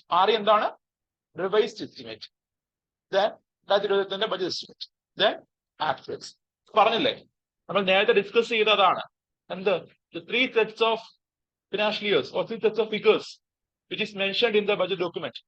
നമ്മുടെ ബഡ്ജറ്റ് ഡോക്യുമെന്റിൽ പ്രതിപാദിക്കുന്ന സെറ്റ്സ് ഓഫ് ഫിഗേഴ്സ് ഇതൊക്കെയാണെന്ന് ഓർമ്മയുണ്ടോ? 4 പറഞ്ഞില്ലേ, 3 പറഞ്ഞില്ലേ? നോക്കൂ, current financial year, then financial year, വരാൻ പോകുന്ന ഫിനാൻഷ്യൽ ഇയർ, ദെൻ നിലവിലെ സാമ്പത്തിക വർഷം, ദെൻ കഴിഞ്ഞു പോകുന്ന സാമ്പത്തിക വർഷം. ഈ 3 വർഷത്തെ ഡേറ്റയാണ് നമ്മുടെ ബഡ്ജറ്റ് ഡോക്യുമെന്റ് ഉൾപ്പെടുത്തുന്നത്. സോ കഴിഞ്ഞു പോയ വർഷത്തെ ആക്ച്വൽ ഫിഗേഴ്സ് പറയാൻ കാരണം എന്താ, ആ ഫിനാൻഷ്യൽ ഇയർ കംപ്ലീറ്റ് ചെയ്തു, ആ അക്കൗണ്ട് എന്ത് ചെയ്തു, ക്ലോസ് ചെയ്തു, ആ അക്കൗണ്ട് കൃത്യമായി CAG എന്ത് ചെയ്തു, ഓഡിറ്റ് ചെയ്തു. So since the financial year has closed, ഈ പറഞ്ഞ CAG ആൻഡ് ഓഡിറ്റിംഗ് ഒക്കെ കംപ്ലീറ്റ് ചെയ്തു. ദെൻ അത് കഴിഞ്ഞ് റിവൈസ് എസ്റ്റിമേറ്റ്. കാരണം എന്താ, നിലവിലെ സാമ്പത്തിക വർഷം എൻഡ് ചെയ്യാൻ പോവാണ്, 2 മാസം കഴിയുമ്പോൾ അത് തീരും. അപ്പൊ അത് എന്ത് ചെയ്യുന്നു, അതിന് മുന്നേ ആയിട്ട് നമ്മുടെ ബഡ്ജറ്റ് എസ്റ്റിമേറ്റ്, മുന്നേ പറഞ്ഞ ബഡ്ജറ്റ് എസ്റ്റിമേറ്റ് റിവൈസ് ചെയ്യും. ദെൻ വരാൻ പോകുന്ന വർഷത്തെ. And also you can see this is about the COVID time. COVID ടൈമിലെ പിക്ചറാണ്. നോക്കൂ, കോവിഡ് ടൈമില് ഗവൺമെന്റ് ലക്ഷ്യം വെച്ച റവന്യൂ റെസിപ്റ്റ് നോക്കൂ. കോവിഡ് കാലത്ത് ബഡ്ജറ്റ് എസ്റ്റിമേറ്റില് 2020-21 ബഡ്ജറ്റ് എസ്റ്റിമേറ്റില് ഗവൺമെന്റ് പ്രതിപാദിച്ച റവന്യൂ റെസിപ്റ്റ് ആണ്. എന്നാൽ കിട്ടിയത് നോക്കൂ, ഇത്രയേ ഉള്ളൂ. ദിവസം ഡിപ്പ്, ഒരു 5 ലക്ഷം കോടിയുടെ കുറവുണ്ട്.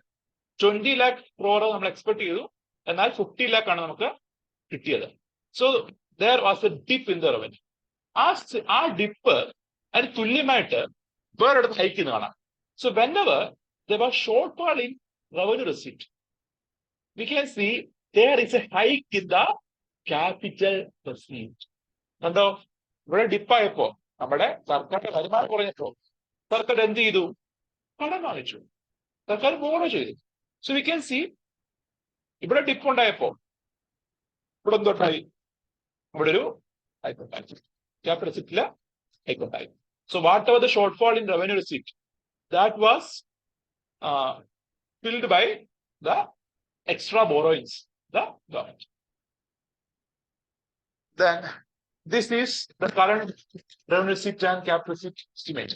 നമ്മുടെ 23-24 ബഡ്ജറ്റിലെ ഗവൺമെന്റ് പ്രതിപാദിക്കുന്ന ഫിഗേഴ്സ് ആണ്. വരാൻ പോകുന്ന വർഷത്തെ നിലവിലെ വർഷത്തെ റിവേഴ്സ്ഡ് അതുപോലെ എസ്റ്റിമേറ്റ് ഒക്കെയാണ് പറഞ്ഞത്. ജസ്റ്റ് ഒന്ന് ഫിഗർ നോക്കിയാൽ. Then the next is expenditure. So നമ്മൾ ഫസ്റ്റ് revenue receipt പറഞ്ഞു, capital receipt പറഞ്ഞു. Then the next component is expenditure. Expenditure. So expenditure, we can see there are two components. Revenue expenditure ഉണ്ട്, അതേപോലെ capital expenditure. Revenue expenditure എന്ന് പറയുമ്പോൾ പ്രത്യേകത, it neither creates assets. ഇതാണ് it neither creates assets nor reduce liability. അതാണ് revenue expenditure. ശ്രദ്ധിച്ചു കേൾക്കുക. ചെലവാണ്, സർക്കാരിന്റെ റവന്യൂ ചെലവുകൾ. എന്താണ്? It neither creates assets. എന്തുണ്ടാവാൻ പാടില്ല? ഈ ചെലവ് മൂലം സർക്കാർ ഈ പൈസ ചെലവാക്കുമ്പോൾ അവിടെ അസറ്റ് ക്രിയേറ്റ് ചെയ്യാൻ പാടില്ല, ഒരു ആസ്തി നിർമ്മാണം നടക്കാൻ പാടില്ല. അതേപോലെ ഗവൺമെന്റ് റവന്യൂ എക്സ്പെൻഡിച്ചർ നടത്തുമ്പോൾ സർക്കാരിന്റെ ബാധ്യതയിൽ കുറവുണ്ടാവാനും പാടില്ല. സോ ഒന്നുകിൽ അസറ്റ് ക്രിയേറ്റ് ചെയ്യാൻ പാടില്ല, എന്താ പറയുന്നത്, ആസ്തി നിർമ്മാണവും പാടില്ല, അതേപോലെ സർക്കാരിന്റെ ബാധ്യത കുറയാനും. അതാണെന്ത്? Revenue expenditure. അപ്പൊ ക്യാപിറ്റൽ എക്സ്പെൻഡിച്ചർ എന്തായിരിക്കും? ഇതിന്റെ ഉൾട്ട, ഇതിന്റെ ഓപ്പോസിറ്റ് എന്തായിരിക്കും? അപ്പൊ ഇറ്റ് എയ്തർ ക്രിയേറ്റ്സ്, ഒന്നെങ്കിൽ ഒരു ആസ്തി നിർമ്മാണം നടക്കണം, സർക്കാരിന്റെ അസറ്റ് ബിൽഡിംഗ് നടക്കണം, അല്ലെങ്കിൽ ഓർ റെഡ്യൂസ് ലയബിലിറ്റി, സർക്കാരിന്റെ ബാധ്യത എന്ത് ചെയ്യണം പറയാം. സോ എന്താ പറഞ്ഞേ? റവന്യൂ എക്സ്പെൻഡിച്ചർ എന്ന് പറയുമ്പോൾ it neither creates assets nor reduce liability. Capital expenditure എന്ന് പറയുമ്പോൾ it either creates asset nor reduce liability. Okay, asset create ചെയ്യണം ഒന്നെങ്കിൽ, അല്ലെങ്കിൽ ലയബിലിറ്റി കുറയണം. ഫോർ എക്സാമ്പിൾ, നമ്മുടെ ഗവൺമെന്റ് ശമ്പളം കൊടുക്കണം, സർക്കാർ ജീവനക്കാർക്ക് ശമ്പളം കൊടുക്കും, പെൻഷൻ കൊടുക്കുന്നു. സോ ഈ പറഞ്ഞ ശമ്പളവും പെൻഷനും കൊടുക്കും, there is no creation of assets. അവിടെ ഒരു ആസ്തി വികസനം ഉണ്ടാവും. സർക്കാരിന് പിന്നീട് ഇൻകം ജനറേറ്റ് ചെയ്യാൻ കഴിയുന്ന, അല്ലെങ്കിൽ സർക്കാരിന് എന്തെങ്കിലും ഒരു വികസനം ഉണ്ടാക്കാൻ കഴിയുന്ന ഒരു അസറ്റ് അവിടെ എന്തുന്നില്ല, ഉണ്ടാവുന്നില്ല. അതേപോലെ സർക്കാരിന് ലയബിലിറ്റി എന്തുന്നില്ല, അവിടെ ഇല്ലാണ്ടാവുന്നില്ല. There is no reduction of liability. കാരണം എന്താ? ഈ പറഞ്ഞ സാലറി പെൻഷൻ എന്നൊക്കെ പറയുമ്പോൾ റിക്കറിംഗ് പേയ്മെന്റ് ആണ്, എല്ലാ മാസവും പേയ്മെന്റ്, അത് ഇല്ലാണ്ടാവുന്നില്ല. It is repeating, it is recurring payment so. Salary സാലറി, സർക്കാർ നൽകുന്ന സാലറി, പെൻഷൻ ബെനിഫിറ്റ്സ് ഒക്കെ എന്താണ്? റവന്യൂ ചിലവാണ്, റവന്യൂ എക്സ്പെൻഡിച്ചർ ആണ്. അതേപോലെ നമ്മുടെ ഡിഫൻസ് ഡിപ്പാർട്ട്മെന്റ്സ്, നമുക്കറിയാം, army, navy, air force, these are three defense departments. ഈ പറഞ്ഞ ഡിഫൻസ് ഡിപ്പാർട്ട്മെന്റുകളിൽ അവിടെയുള്ള ചില ചെലവുകളുണ്ട്. ലൈക്ക് അവിടെ ഈ പറഞ്ഞ ആർമി, നേവി ഓഫീസിലേക്കുള്ള വൈദ്യുതി, അതുപോലെ വാട്ടർ സപ്ലൈ, ടെലിഫോൺ ബില്ല്, അതുപോലെ മറ്റുള്ള expense like other expenses, salary കൂടാതെയുള്ള expense. So you can see defence വകുപ്പിലുള്ള, ഡിഫൻസ് ഡിപ്പാർട്ട്മെന്റിലുള്ള ചെലവുകൾ, അത് നമ്മൾ എന്താ സെപ്പറേറ്റാ പറയുന്നത്. സോ അറിഞ്ഞിരിക്കുക, ഡിഫൻസ് വകുപ്പിലുള്ള റവന്യൂ ചെലവുകൾ, റിക്കറിംഗ് എക്സ്പെൻഡിച്ചർ, അതിനെ നമ്മൾ സെപ്പറേറ്റ്ലി ആണ് കണക്കാക്കുന്നത്.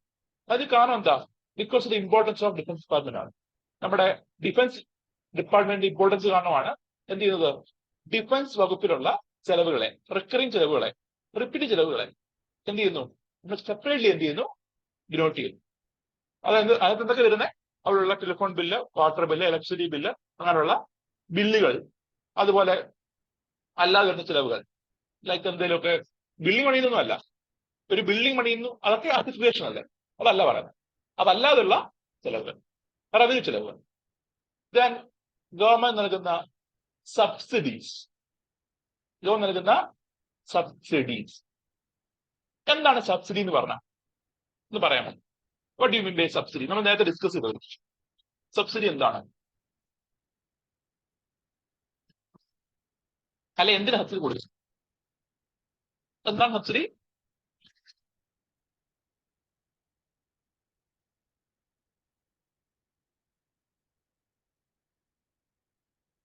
സബ്സിഡി പറഞ്ഞത് എല്ലാം അറിയാമോ?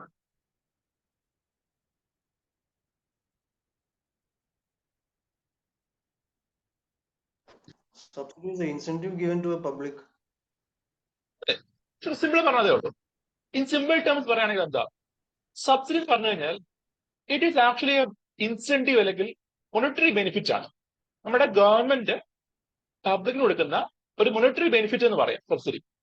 ഈ സബ്സിഡി ഗവൺമെന്റിന് നേരിട്ട് കൊടുക്കാം.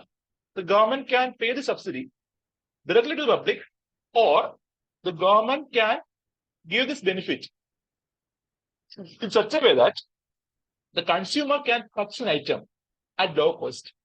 രണ്ട് രീതിയിൽ എന്ത് ചെയ്യാം, ഗവൺമെന്റ് സബ്സിഡി കൊടുക്കാം. Government can provide subsidy in 2 ways. ഒന്നെങ്കിൽ സർക്കാരിന് നേരിട്ട് എന്ത് ചെയ്യാം, സബ്സിഡി പ്രൊവൈഡ് ചെയ്യാം, നേരിട്ട് സബ്സിഡി പ്രൊവൈഡ് ചെയ്യാം, ഈ പറഞ്ഞ ആനുകൂല്യം മോണിറ്ററി ബെനിഫിറ്റ് പ്രൊവൈഡ് ചെയ്യാം. അതല്ലെങ്കിൽ ഗവൺമെന്റിന് ആർക്കാർ കാണുന്ന ഉൽപ്പന്നങ്ങളുടെ വിലയിൽ സബ്സിഡി കൊടുത്തിട്ട് ആ വില കുറച്ചുകൊണ്ട് ആളുകളെ സഹായിക്കാം.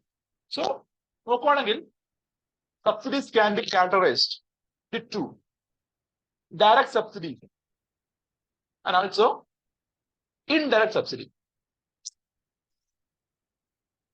നമ്മള് റേഷൻ കടയിൽ നിന്ന്, TDS ഷോപ്പിൽ നിന്ന് അരി വാങ്ങണം, റേഷൻ കടയിൽ നിന്ന് പബ്ലിക് ഡിസ്ട്രിബ്യൂഷൻ സിസ്റ്റത്തിൽ നിന്ന് അരി വാങ്ങണം. സോ ഈ അരിക്ക് നമ്മൾ വാങ്ങുന്നത് ചിലപ്പോൾ 10 രൂപയ്ക്കായിരിക്കും, അല്ലെ 12 രൂപയ്ക്ക്, 8 രൂപയ്ക്കോ 10 രൂപയ്ക്കായിരിക്കും. നേരെ മറിച്ച് ആക്ച്വലി ഇതിന്റെ വില എന്താ, കൂടുതലല്ലേ?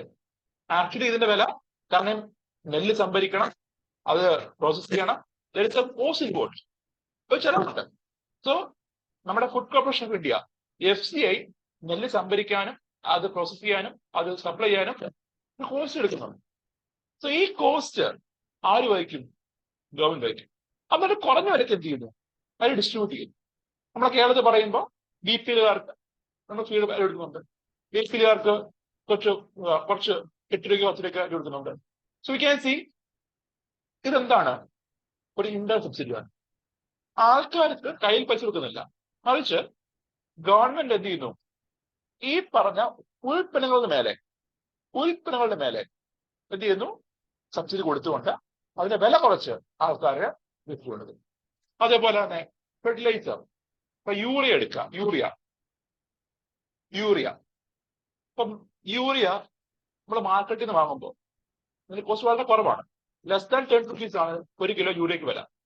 എന്നാൽ ആക്ച്വലി ഈ പറഞ്ഞ യൂറിയ നിർമ്മിക്കണമെങ്കിൽ പെർ kg നല്ല എമൗണ്ട് ആവും. ആ എമൗണ്ട് ആര് ഫില്ല് ചെയ്യും, അല്ല ആ എമൗണ്ട് ആര് വഹിക്കും? ഗവൺമെന്റ് വഹിക്കും. So we can see the government is providing the items at a low cost by providing subsidy for the item. ഈ ഉൽപ്പന്നങ്ങൾ കുറഞ്ഞ വിലയ്ക്ക് ഗവൺമെന്റ് കൊടുക്കുന്നു. എങ്ങനെ? ആ ഉൽപ്പന്നത്തിന് മേലെ സബ്സിഡി കൊടുത്തോളൂ. ഇതെല്ലാം എന്താണ്? ഇൻഡയറക്ട് സബ്സിഡിയാണ്. സോ ഫുഡ് സബ്സിഡി, നമ്മുടെ ഗവൺമെന്റ് നൽകുന്ന food subsidy, then fertiliser subsidy, ഇതൊക്കെ എന്താ? ഗവൺമെന്റ് നൽകുന്ന ഇൻഡയറക്ട് സബ്സിഡിയാണ്. നേരെ മറിച്ച് നിങ്ങൾ കേട്ടിട്ടുണ്ടോ PM Kisan scheme? PM Kisan scheme, how you heard about this scheme? PM Kisan,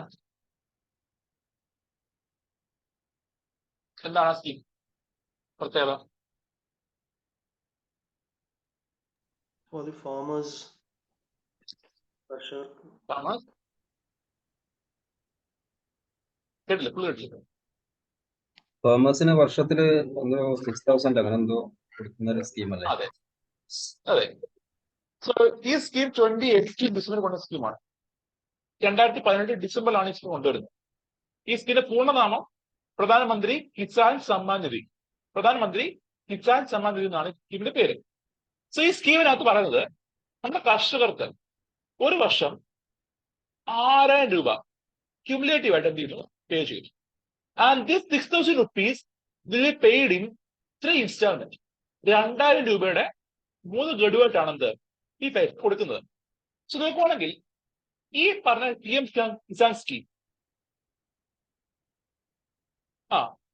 അതെ, DBT2 ACCT അതാണ്, അത് ഫാമ അക്കൗണ്ട് ഫാം ആയിരിക്കും. അതെ, അക്കൗണ്ട് അക്കൗണ്ട്. ഫാമേഴ്സിന്റെ അക്കൗണ്ടിലോട്ട് ഡയറക്റ്റ് ബെനിഫിറ്റ്. അതെ, ശരിയാണ്.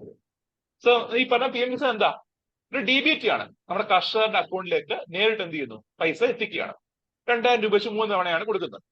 സോ നോക്കുവാണെങ്കിൽ എന്തിനാണ് ഈ സ്കീം കൊണ്ടുവന്ന് അറിയാം.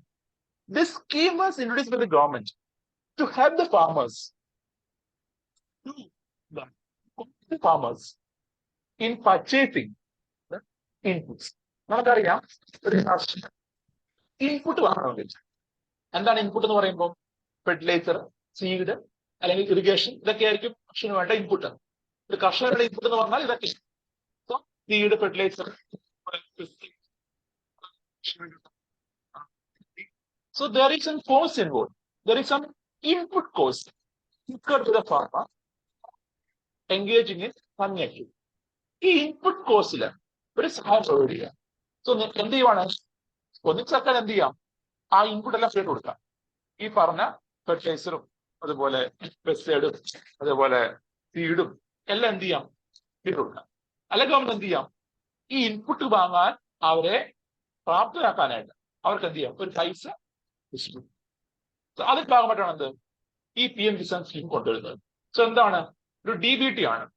ഫാമറിന്റെ അക്കൗണ്ടിലേക്ക് എന്ത് ചെയ്യുന്നു, നേരിട്ട് പൈസ എത്തിക്കുകയാണ്.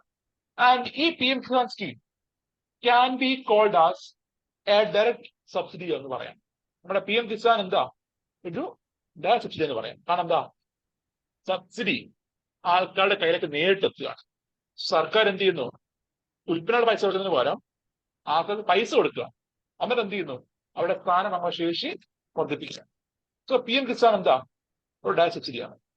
സോ ഞാൻ പറഞ്ഞത്, ഈ സബ്സിഡി എന്ന് പറഞ്ഞു കഴിഞ്ഞാൽ it neither creates asset no reduce liability. സർക്കാരിന്റെ ബാധ്യത പറയുന്നില്ല, അതുപോലെ ഒരു അസറ്റ് അവിടെ ക്രിയേറ്റ് ചെയ്യപ്പെടുന്നില്ല. ആൻഡ് എമംഗ് സബ്സിഡീസ് പറഞ്ഞിരിക്കുക ഒരു point, the largest amount was given to food സബ്സിഡിയാണ്. നമ്മുടെ ഗവൺമെന്റ് കൊടുക്കുന്ന സബ്സിഡീസില് ഏറ്റവും കൂടുതൽ കൊടുക്കുന്ന എന്തിനാണ്, ഫുഡ് സബ്സിഡിയാണ്. അത് കഴിഞ്ഞ് ഫെർട്ടിലൈസർ. സോ ചോദ്യം വരാമാണെങ്കിൽ, to which sector the government is providing the subsidy, which is the sector in which the largest subsidy is given by the government. Government ഏത് മേഖലയ്ക്കാണ് ഏറ്റവും സബ്സിഡി കൊടുക്കുന്നത് എന്ന് ചോദ്യം വരാം. ആൻസർ എന്താണ്, ഫുഡ് സബ്സിഡിയാണ്. അത് കഴിഞ്ഞ് നമ്മുടെ ഫെർട്ടിലൈസർ സബ്സിഡിയാണ്. So you have to know the ആ ട്രെൻഡ് എന്ന്, ആ ഒരു ഡിക്രീസിംഗ് ഓർഡർ എന്താ പറഞ്ഞിരിക്കും. ആൻഡ് ഇത് കൂടാതെ തന്നെ U can C the other component in revenue expenditure ആണ് ഇൻട്രസ്റ്റ് പേയ്മെന്റ്. ഇൻട്രസ്റ്റ് പേയ്മെന്റ്, പലിശ നമ്മുടെ സർക്കാർ കൊടുക്കുന്ന. സോ നമ്മുടെ കേരളം കടം വാങ്ങുന്ന പോലെ തന്നെ കേന്ദ്ര ഗവൺമെന്റ് എന്തെങ്കിലുണ്ട്, ബോറോ ചെയ്യാറുണ്ട്. ഈ ബോറോ ചെയ്യുമ്പോൾ ആ ബോറോ ചെയ്യുന്ന തുകയ്ക്ക് ഒരു പലിശ എന്ത് ചെയ്യണം, കേന്ദ്ര ഗവൺമെന്റ് കൊടുക്കണം. So whenever there is a borrowing made by the central government, they have to give interest for this borrowed amount.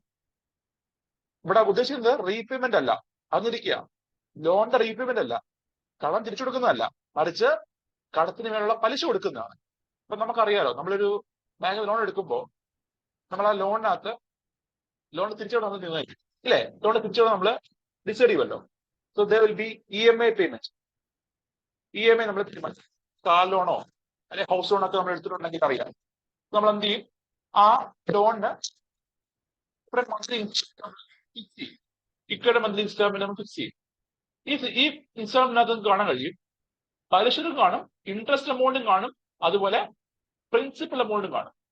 കണ്ടുള്ള നിങ്ങള് ഈ പ്രിൻസിപ്പൽ എമൗണ്ടിന്റെ ഭാഗം നമ്മൾ അടയ്ക്കും, അതേപോലെ പലിശ നമ്മൾ എന്ത് ചെയ്യും? പേ ചെയ്യും. So will be paying. ഇത് നോക്കുക, ഇനി ബാക്ക് എടുത്ത് നോക്കുക, പ്രിൻസിപ്പൽ എമൗണ്ട് ഒരു ഭാഗം അടയ്ക്കുന്നുണ്ട്, അതേപോലെ പലിശ നമ്മൾ അടയ്ക്കുന്നു. സോ ഉദ്ദേശിക്കുന്നത് എന്താണ്? What I mention here is just the interest rate. അതിന്റെ പ്രിൻസിപ്പൽ എമൗണ്ട് റീപ്പോ എന്ന് പറയുന്നില്ല, മറിച്ച് ഇൻട്രസ്റ്റ് ബിൽ മാത്രമാണ് ഇവിടെ പറയുന്നത്. So we can see revenue expenditure പറയുമ്പോൾ എന്തൊക്കെ വരുന്നത്? ഈ പറഞ്ഞ salary, pension, defence revenue expenditure, subsidies, interest payments for past loans, ഇവയൊക്കെയാണ് വരുന്നത്. ഇതുപോലെ തന്നെ there is one more component, that is grants given to states.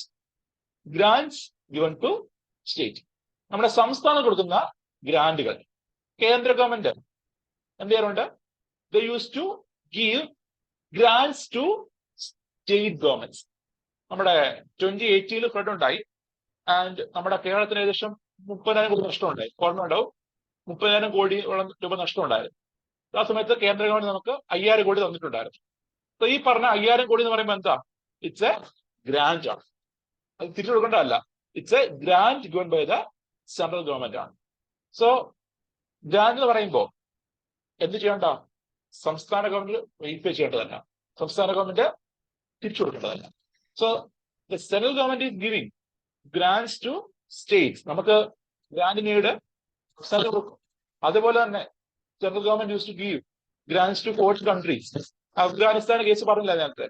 Afghanistan country എന്ത് ചെയ്യാറുണ്ട്? ഗ്രാന്റ് കൊടുക്കാറുണ്ട്. And you can see these are components, the revenue.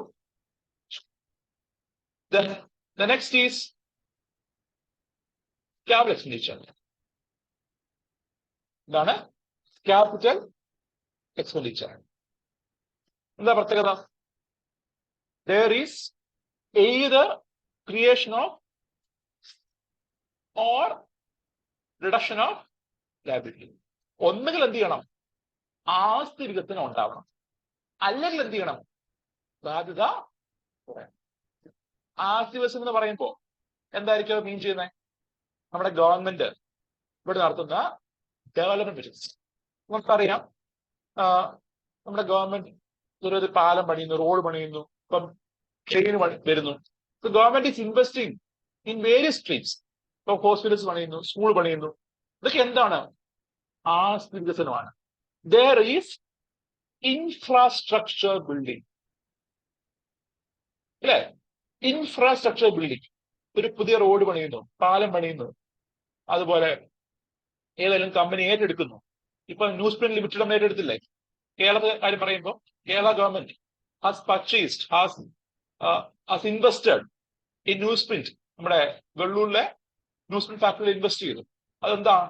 ആ കമ്പനിയുടെ shares government കിട്ടുകയല്ലേ? So we can see there is purchasing of share, which means there is increase of assets, there is creation of. So whenever a government is investing in shares, ഒരു കമ്പനിയുടെ shares invest ചെയ്യും, അല്ലെങ്കിൽ ഒരു കമ്പനിയിലെ വികസന പ്രവർത്തനം നടത്തുന്നു. So whenever there is infrastructure building, whenever there is investing in shares, businessing അല്ല, investing in shares of a company. ഇതൊക്കെ എന്താണ്? ഇതെല്ലാം അസറ്റ് ബിൽഡിംഗ് ആണ്. അതേപോലെ whenever the government is giving loans to states or countries, ഒരു foreign കൺട്രിക്ക് loan കൊടുക്കുന്നു. ഓർമ്മ കാണും, ഇടയ്ക്ക് റഷ്യക്ക് ഒരു സമയത്ത് നമ്മുടെ ഇന്ത്യൻ ഗവൺമെന്റ് ഏകദേശം ഒരു $100 കോടി കൊടുത്തിട്ടുണ്ടായിരുന്നു. സോ റഷ്യ ഗവൺമെന്റിന് ഒരു സമയത്ത് ഇന്ത്യൻ ഗവൺമെന്റ് ഹാസ് ഗിവൺ ഏകദേശം $100 crore. അതുപോലെ തന്നെ government used to give loans to Caribbean countries കൊടുക്കാറുണ്ട്. അതുപോലെ ശ്രീലങ്കയ്ക്ക് കൊടുക്കുന്ന നമ്മുടെ Bangladesh. So government used to give loans to loans, not aid, loans to various countries. And also government used to give loans to state. സംസ്ഥാനം എന്ത് ചെയ്യാറുണ്ട്? Loan കൊടുക്കാറുണ്ട്. So ഇതൊക്കെ എന്താണ്? ലോൺ എന്ന് പറഞ്ഞാൽ എന്താ? അസറ്റ് ബിൽഡ് ചെയ്യല്ലേ അവിടെ. ലോൺ എന്ന് പറഞ്ഞു കഴിഞ്ഞാൽ ആസ്തികൾ മിക്കപ്പെടുകയാണ്. കാരണം ഈ ലോണിന് മേലെ സർക്കാരിന് പിൽക്കാലത്ത് റവന്യൂ കിട്ടും, ഏർണിംഗ് കിട്ടും. സോ യു ക്യാൻ സി നമ്മുടെ പുതിയ ബിൽഡിംഗ് പണിയുന്നു, അതുപോലെ ഷെയർ ഇൻവെസ്റ്റ് ചെയ്യുന്നു, അതുപോലെ ലോൺ കൊടുക്കുന്നു. ഇതൊക്കെ എന്താ? Asset building.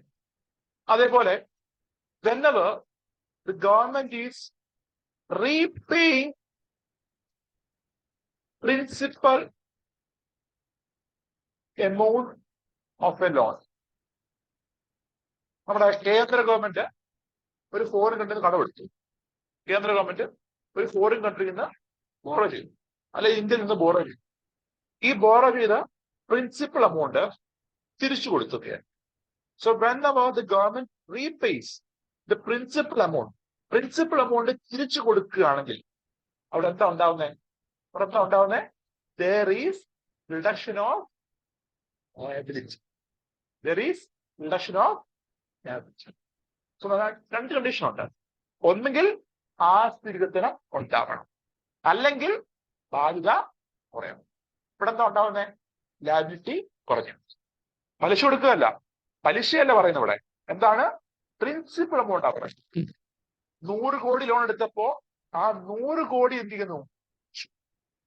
100 കോടി ലോൺ എടുത്തു, ആ 100 കോടി നമ്മൾ, അതാണ് repayment of principal amount of loan എന്നത്. So we can see this is a part of capital. So let us see the difference. നോക്കാം. സോ റവന്യൂ എക്സ്പെൻഡിച്ചർ എന്താണ്? അസറ്റ് ക്രിയേറ്റ് പാടില്ല, ലയബിലിറ്റി കുറയ്ക്കാൻ പാടില്ല. Neither creates asset no reduce. And ഇവിടെ എന്തൊക്കെ വരുന്നത്? സർക്കാരിന്റെ സാലറി, പെൻഷൻ, അല്ലാതെ പേയ്മെന്റ്, ഇൻട്രസ്റ്റ് പേയ്മെന്റ്, നമ്മുടെ ഗവൺമെന്റ് മുന്നേ എടുത്ത ലോണുകളുടെ പലിശ തിരിച്ചടവ്, the grants to states, local bodies and foreign countries. Foreign countries സംസ്ഥാനത്തിന് അതുപോലെ ലോക്കൽ ബോഡിയും കൊടുക്കുന്ന ഇത്. Then defence revenue expenditure, subsidies, ഇവയൊക്കെയാണ് എന്ത്? Major components of revenue. Subsidy എന്ന് പറഞ്ഞാൽ it is a financial assistance given by one party to support മറ്റുള്ളവരുടെ ഡെവലപ്മെന്റിന്റെ ഒരു പാർട്ടി ഫിനാൻഷ്യൽ അസിസ്റ്റൻസ് ആണ്. നേരത്തെ പറഞ്ഞ സോ സബ്സിഡി അതിന്റെ ഡിഫറെന്റ് കമ്പണീസ് ടൈപ്സ് നോക്കുമ്പോൾ food subsidies, well subsidies, petroleum subsidies, interest subsidies. And you can see government ഏറ്റവും subsidy കൊടുക്കുന്നത് എന്തിനാണ്? ഫുഡ് സബ്സിഡിക്കാണ്. സോ നമ്മുടെ PD സിസ്റ്റം, പൊതുജന സമ്പ്രദായം, അതിന് ഭാഗമായിട്ട് ഫുഡ് പ്രൊക്യൂർമെന്റിനും ഫുഡ് ഡിസ്ട്രിബ്യൂഷനും വേണ്ടിയാണെന്ത്? ഗവൺമെന്റ് പ്രധാനമായിട്ട് subsidies. Then there is fertiliser subsidy. Government എന്ത് ചെയ്യുന്നുണ്ട്? ഫെഡറൽ സബ്സിഡി പ്രൊവൈഡ് ചെയ്യുന്നുണ്ട്. ഏറ്റവും പൈസ കൊടുക്കുന്നതിനാ ഫുഡ് സബ്സിഡി. അത് കഴിഞ്ഞ ഫെഡറലൈസ്, കഴിഞ്ഞ് ഇൻട്രസ്റ്റ് സബ്സിഡീസ് ആണ്. സോ നമ്മുടെ പല ആളുകൾക്കും ഇപ്പം ഫാമേഴ്സ്, അതുപോലെ MSME, എക്സ്പോർട്ടേഴ്സ്, ഓക്കെ, ഇവിടെ നിന്ന് ഒരു സാധനം കയറ്റുമതി ചെയ്യുന്ന കയറ്റുമതിക്കാര്, അതുപോലെ ഫാമേഴ്സ്, എക്സ്പോർട്ടേഴ്സ്, MSME, ചെറുകിട സംരംഭങ്ങൾ, ഇവർക്കെല്ലാം ലോൺ എടുക്കുമ്പോൾ ഈ ലോണിന് മേലെ പലിശകൾ ഗവൺമെന്റ് കൊടുക്കാറുണ്ട്. For example, for MSME sector, there is a scheme called 2% interest subvention scheme. Interest subvention scheme. നമ്മുടെ MSME സ്കീംസ്. ഒരു MSME GST രജിസ്റ്റർ ചെയ്യുകയാണെങ്കിൽ, when an MSME is registering under GST-യിൽ ഒരു MSME രജിസ്റ്റർ ചെയ്യുകയാണെങ്കിൽ ആ MSME ലോൺ എടുക്കുമ്പോൾ ആ ലോണിന് മേലെ 2% പലിശ ഇളവ് ഗവൺമെന്റ് പറയുന്നുണ്ട്. ഈ പലിശ ലോൺ എന്ന് പറയുമ്പോൾ എന്താ? സപ്പോസ് ഒരു ലോൺ 8% പലിശയെങ്കിൽ ഈ എംസിന് ചെല്ലുമ്പോൾ അവർക്ക് 6% കിട്ടും. 6% ലോൺ കിട്ടും. ആ ഗ്യാപ്പുള്ള 2% അത് ആര് പേ ചെയ്യും? ഗവൺമെന്റ് പേ ചെയ്യും. സർക്കാരാണെന്നത് അത് പേ ചെയ്യും. So that is interest subsidy. കർഷകർക്കും ഉണ്ട്, ഫാമേഴ്സിനും ലോൺ ഉണ്ട്. ഇപ്പൊ പണ്ട് നിങ്ങൾക്ക് ഓർമ്മയുണ്ടോ, നമ്മുടെ കേരളത്തിൽ ഒരു ലോൺ ഉണ്ടായിരുന്നു, അഗ്രി ഗോൾഡ് ലോൺ എന്ന് പറഞ്ഞിട്ട്. How many of you heard about that loan? Agri gold loan കേട്ടുണ്ടോ? ഫേമസ് ആണ് ആ ലോൺ. അഗ്രി ഗോൾഡ് ലോൺ കാർഷിക മേഖലയ്ക്ക് കൊടുക്കുന്നതാണ്, കർഷകർക്കുള്ളതാണ്, അല്ലെ കാർഷിക മേഖലയ്ക്ക് കൊടുക്കുന്നതാണ്. അഗ്രി ഗോൾഡ് ലോൺ എന്നായിരുന്നു ആ ലോണിന്റെ പേര്. കേരളത്തിൽ വളരെ വ്യാപകമായിട്ട് കൊടുത്തുപോയ ലോണാണ്. കേരളത്തിൽ ധാരാളം കൊടുത്ത ഒരു ലോൺ സ്കീമാണ് അഗ്രി ഗോൾഡ് ലോൺ സ്കീം. കർഷകർ എന്നല്ല, ഒരു വ്യക്തി ലാൻഡ് കാണിക്കുകയാണ്, അയാൾക്ക് ലാൻഡ് പ്രോപ്പർട്ടി കാണിക്കുകയാണ്, അയാളുടെ പേരില്ല, അയാളുടെ ഓണർഷിപ്പില് ലാൻഡ് ഉണ്ട് എന്ന് അയാൾക്ക് കാണിക്കുകയാണെങ്കിൽ ഗോൾഡ് ഈട് വെച്ചുകൊണ്ട്, സ്വർണം ഈട് വെച്ചിട്ട് he can take it. And ഈ ലോണിന്റെ പ്രത്യേകത, he will be getting this loan at a reduced interest rate of 4%. 4% പലിശ നിരക്കിലാണ് എന്ത് ഈ ലോൺ അതിന് കിട്ടുന്നത്. അഗ്രി ഗോൾഡ് ലോൺ എന്ന് പറഞ്ഞാൽ ലോൺ കിട്ടുന്നത് 4% പലിശക്കാണ്. എന്താണ് ഈട് വെക്കുന്നത്? സ്വർണ്ണം ഈട് വെച്ചിട്ട് ലാൻഡ് എടുക്കണം. You have to show the land. നമ്മുടെ കരട് കാണിക്കും, കരട് ചെയ്തു ലാൻഡിന്റെ ലാൻഡ് ശേഷം എന്ത് ചെയ്യാം? You will get loan at A 4%. ഇതായിരുന്നു അഗ്രി ഗോൾഡ് ലോൺ. ഇതെന്താ ഈ അഗ്രി ഗോൾഡ് ലോൺ സ്കീം എന്ന് പറയുമ്പോൾ അവിടെ സബ്സിഡി കൊടുക്കുന്നുണ്ട്. ആ സബ്സിഡി എന്താണ്? ആര് പേ ചെയ്യുവാണ്? Government വഹിക്കുകയാണ്. There is capital expenditure. Capital. എന്താ പ്രത്യേകത? It either creates asset or reduce liability. ഒന്നുകിൽ അസറ്റ് ക്രിയേറ്റ് ചെയ്യും, അല്ലെങ്കിൽ ലയബിലിറ്റി. സോ എന്തൊക്കെ പറയാം? നമ്മുടെ ഗവൺമെന്റ് ഏതെങ്കിലും ഷെയറിൽ ഇൻവെസ്റ്റ് ചെയ്യുന്നു, അല്ലെങ്കിൽ ഒരു പുതിയ ലാൻഡ് ബിൽഡിങ് അതൊക്കെ എന്ത് ചെയ്യുന്നു? പണിയുന്നു. അല്ലെങ്കിൽ ഗവൺമെന്റ് ലോൺ കൊടുക്കുന്നു നമ്മുടെ സംസ്ഥാനങ്ങൾക്കോ അല്ലെങ്കിൽ പൊതുമേഖലാ സ്ഥാപനങ്ങൾക്കോ മറ്റൊരു ഫോറിൻ കൺട്രിക്കോ. അതിൽ ലോൺ റീപേ ചെയ്യുന്നു. ഇതെല്ലാം എന്താണ്? Capital expenditure. So now you can see government ₹1 ചെലവാക്കുമ്പോൾ എങ്ങോട്ടാണ് ആ പൈസ പോകുന്നത്? When government is spending ₹1, to which sector or to which area that money is going? അതാണ് ₹1 goes to എന്ന് പറഞ്ഞാൽ. നോക്കുവാണെങ്കിൽ major portion of government spending is going to interest repayment ആണ്. സോ ഇൻട്രസ്റ്റ് പേയ്മെന്റിന് വേണ്ടിയാണ് സർക്കാർ ഏറ്റവും കൂടുതൽ പൈസ ചെലവഴിക്കും. സോ ഒരു ചോദ്യം വരാം, for which payment the government is spending most money in their expense? സർക്കാരിന്റെ ചെലവില് സർക്കാർ ഏറ്റവും കൂടുതൽ പൈസ എന്തിനാണ് ചെലവഴിക്കുന്നത്? എന്തിനാണ്?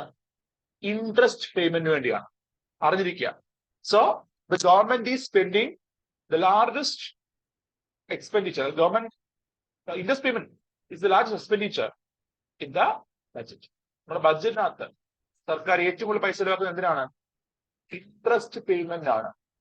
അതിനുശേഷം V can C interest payment കഴിഞ്ഞാൽ there is state share of tax and duties. So സർക്കാരിന് കിട്ടിയ വരുമാനത്തിന്റെ ഷെയർ ഗവൺമെന്റ് എന്ത് ചെയ്യണം? സംസ്ഥാനത്ത് എന്ത് ചെയ്യണം? തിരിച്ചു കൊടുക്കണ്ടേ? അതാണ് അടുത്ത എക്സ്പെൻഡിച്ചർ. സംസ്ഥാനം കൊടുക്കുന്ന share of duties, share of tax. Grants വരുന്നില്ല അതിനകത്ത്. സംസ്ഥാനം കൊടുക്കുന്ന state share of duties and tax. Then central sector schemes. എന്താണ് central sector schemes and central sponsored scheme? വ്യത്യാസം പറയാമോ? സെൻട്രൽ സെക്ടർ സ്കീം എന്ന് പറഞ്ഞു കഴിഞ്ഞാൽ that scheme is entirely financed by government.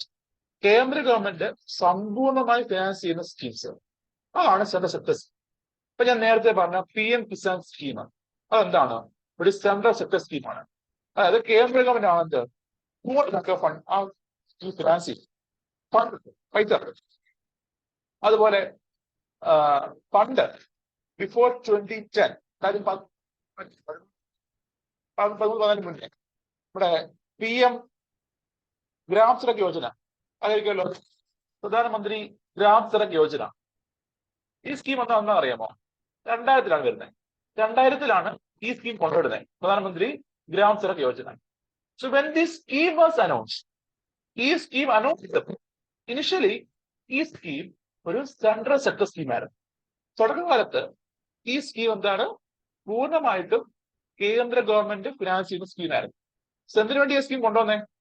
പ്രധാനമന്ത്രി Gram Sadak Yojana was launched by the central government in order to create all weather roads in village areas or local areas. നമ്മുടെ ഗ്രാമീണ പ്രദേശത്ത് എല്ലാ കാലാവസ്ഥയിലും ഈട് നിൽക്കുന്ന റോഡുകൾ എന്ത് ചെയ്യുക, പണിയുക എന്ന ഉദ്ദേശത്തിലാണ് എന്ത് ഈ സ്കീം കൊണ്ടുവരുന്നത്.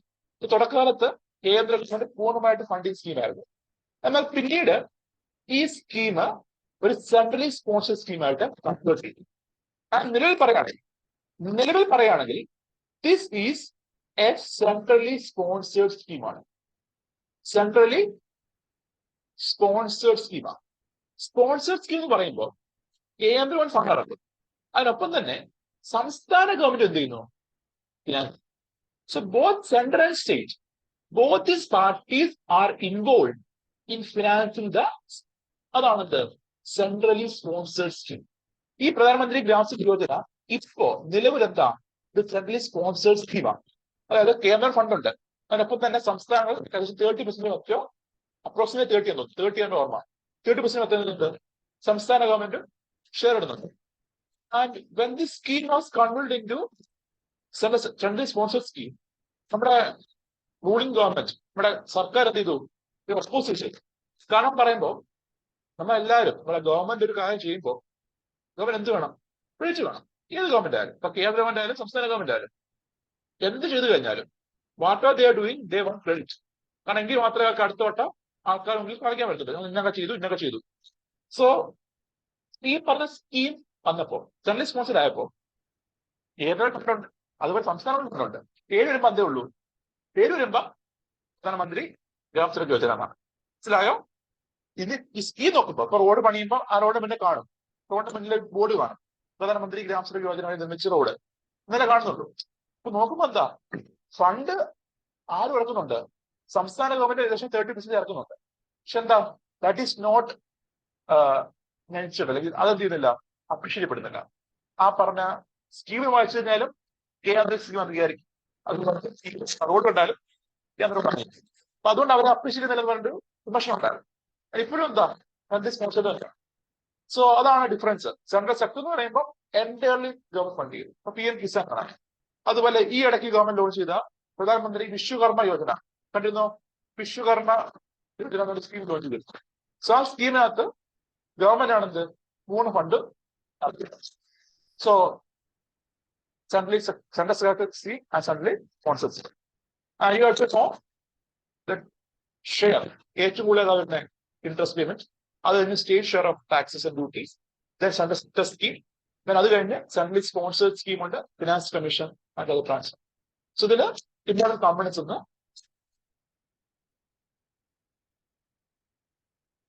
And this is A picture in 2020 time. 2020 സമയത്തെയാണ് നിങ്ങൾക്ക് കാണാൻ കഴിയും. 2020 സമയത്ത് there was a hike in revenue expenditure. So 2020 സമയത്ത് റവന്യൂ എക്സ്പെൻഡിച്ചറിൽ ഒരു വർധന ഉണ്ടാകുന്നുണ്ട്.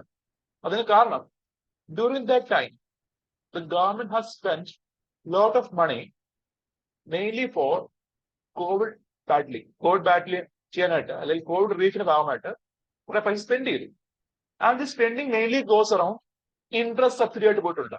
നമ്മുടെ പലിശ ഇളവ് കൊടുക്കാനായിട്ട് പോയി. അതുപോലെ ഫുഡ് സബ്സിഡി ആയിട്ട് ഓർമ്മയുണ്ടോ ഒരു സ്കീം, പ്രധാനമന്ത്രി Garib Kalyan Yojana. Pradhan Mantri Garib Kalyan Yojana scheme launch by central government.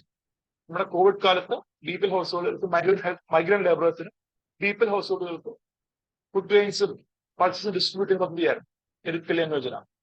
So food subsidy ആയിട്ട് നമ്മൾ ഗവൺമെന്റ് പൈസ കൊടുത്തു, അതേപോലെ ഇൻട്രസ്റ്റ് പേയ്മെന്റ് പൈസ കൊടുത്തു. സോ അതുകൊണ്ട് തന്നെ V can see there was a hike in the revenue expenditure of the government during the COVID time.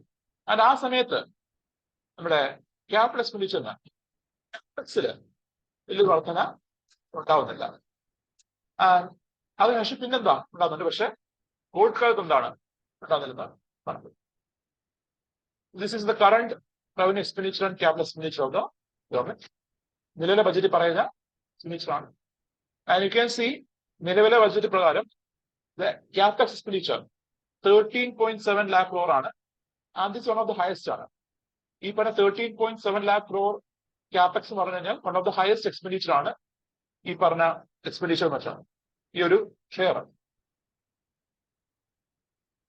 And this is the curve showing the trends of receipts, അതായത് നമ്മുടെ tax receipts and non tax receipts. Sorry, non tax ഇല്ല, ടാക്സും direct ടാക്സും indirect ടാക്സിന്റെ ഒരു share ആണ്.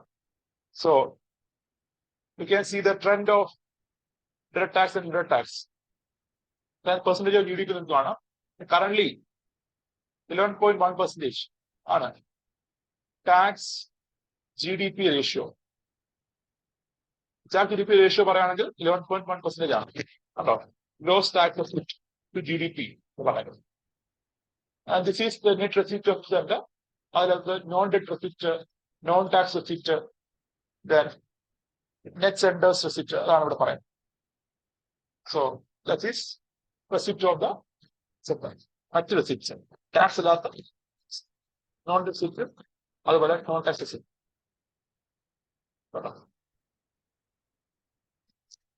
The trend of net expenditure ഇത് അറിഞ്ഞിരിക്കുക.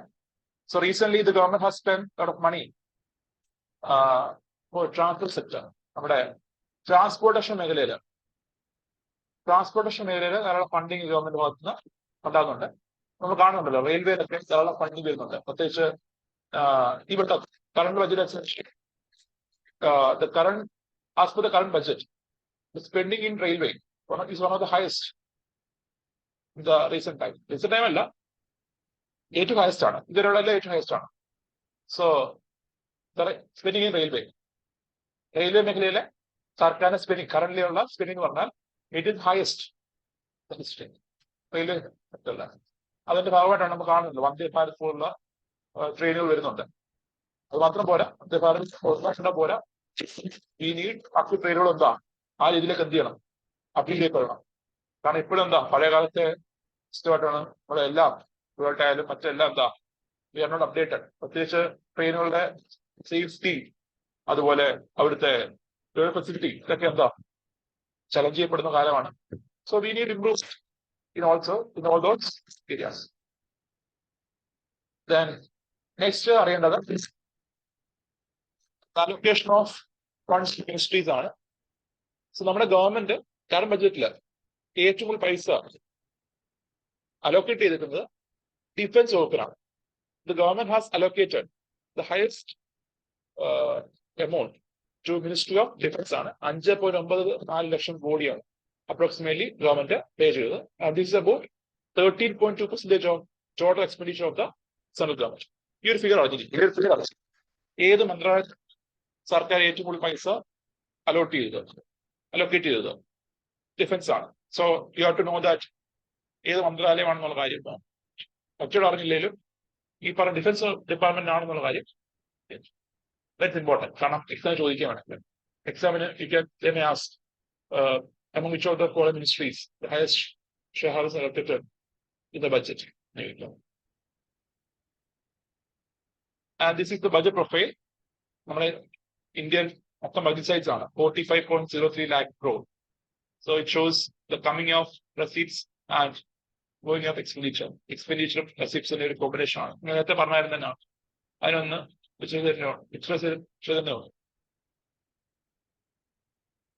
Question നോക്കാം, അത് നമുക്ക് സ്റ്റെൻഡ് ചെയ്യാം. ക്വസ്റ്റ്യൻ ഇതാണ്: which of the following is not a component of capital receipt? താഴെ തന്നവയിൽ ഏതാണ് ക്യാപിറ്റൽ റെസിപ്റ്റ് അല്ലാത്തത്?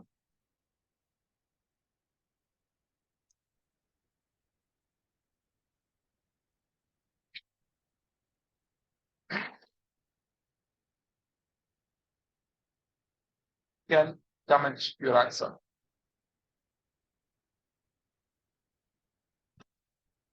പോയതാണോ എല്ലാവരും? ഇനിയോ പോയല്ലോ? കമന്റ് ചെയ്തോളൂ.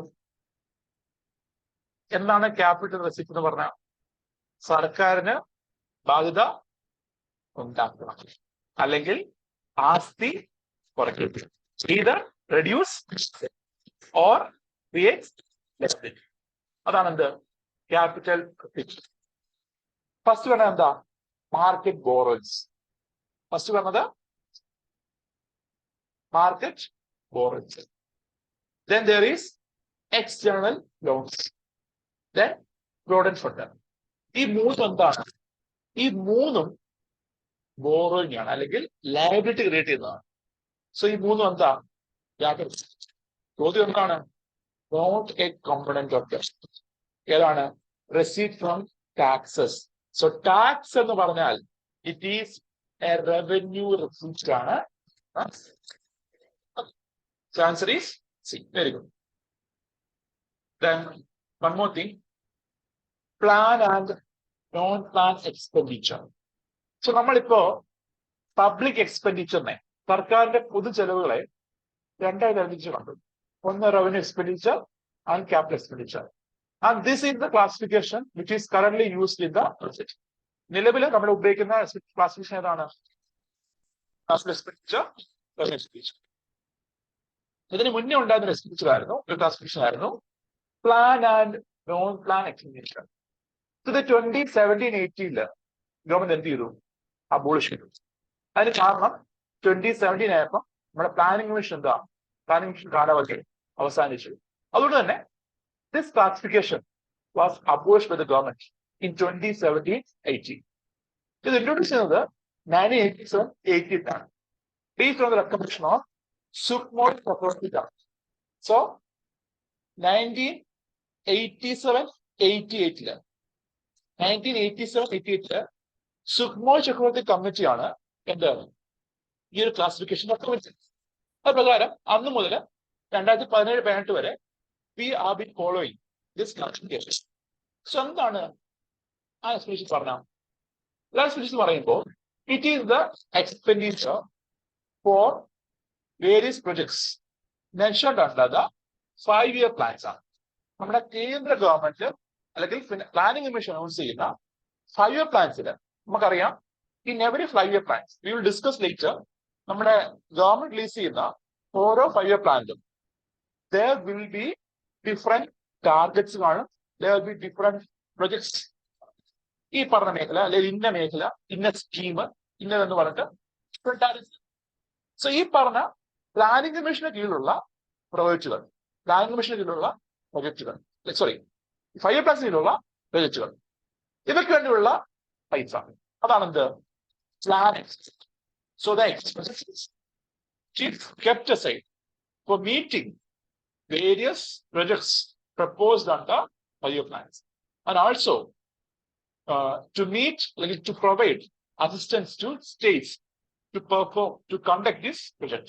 അതായത് 5-year plans പറഞ്ഞ പ്രോജക്റ്റുകൾ നടപ്പിലാക്കാനും 5-year plans പറഞ്ഞ പ്രോജക്റ്റുകൾ, സ്കീമുകൾ അത് പൂർത്തീകരിക്കാനും വേണ്ടിയുള്ള ചെലവ്, അതാണത് പ്ലാൻ. നോൺ പ്ലാൻ എക്സ്പെൻഡിച്ചർ എന്ന് പറയുന്നത് എന്താണ്? മറ്റുള്ള നമ്മുടെ 5-year പ്ലാൻസ് പറയാത്ത മറ്റുള്ള expense, other expenditure, other expenses which is outside the purview of അതാണ് non plan expenditure. So that's all. Just അറിഞ്ഞിരിക്കുക, ഇപ്പോൾ ആവശ്യമില്ല. ചോദിക്കുവാണെങ്കിൽ, ഇൻ കേസ് ചോദ്യം വരികയാണെങ്കിൽ you have to be aware about this. Planning commission ഉള്ളത് പ്ലാൻ വരുന്നത്, പ്ലാൻ ഇല്ലാത്തത്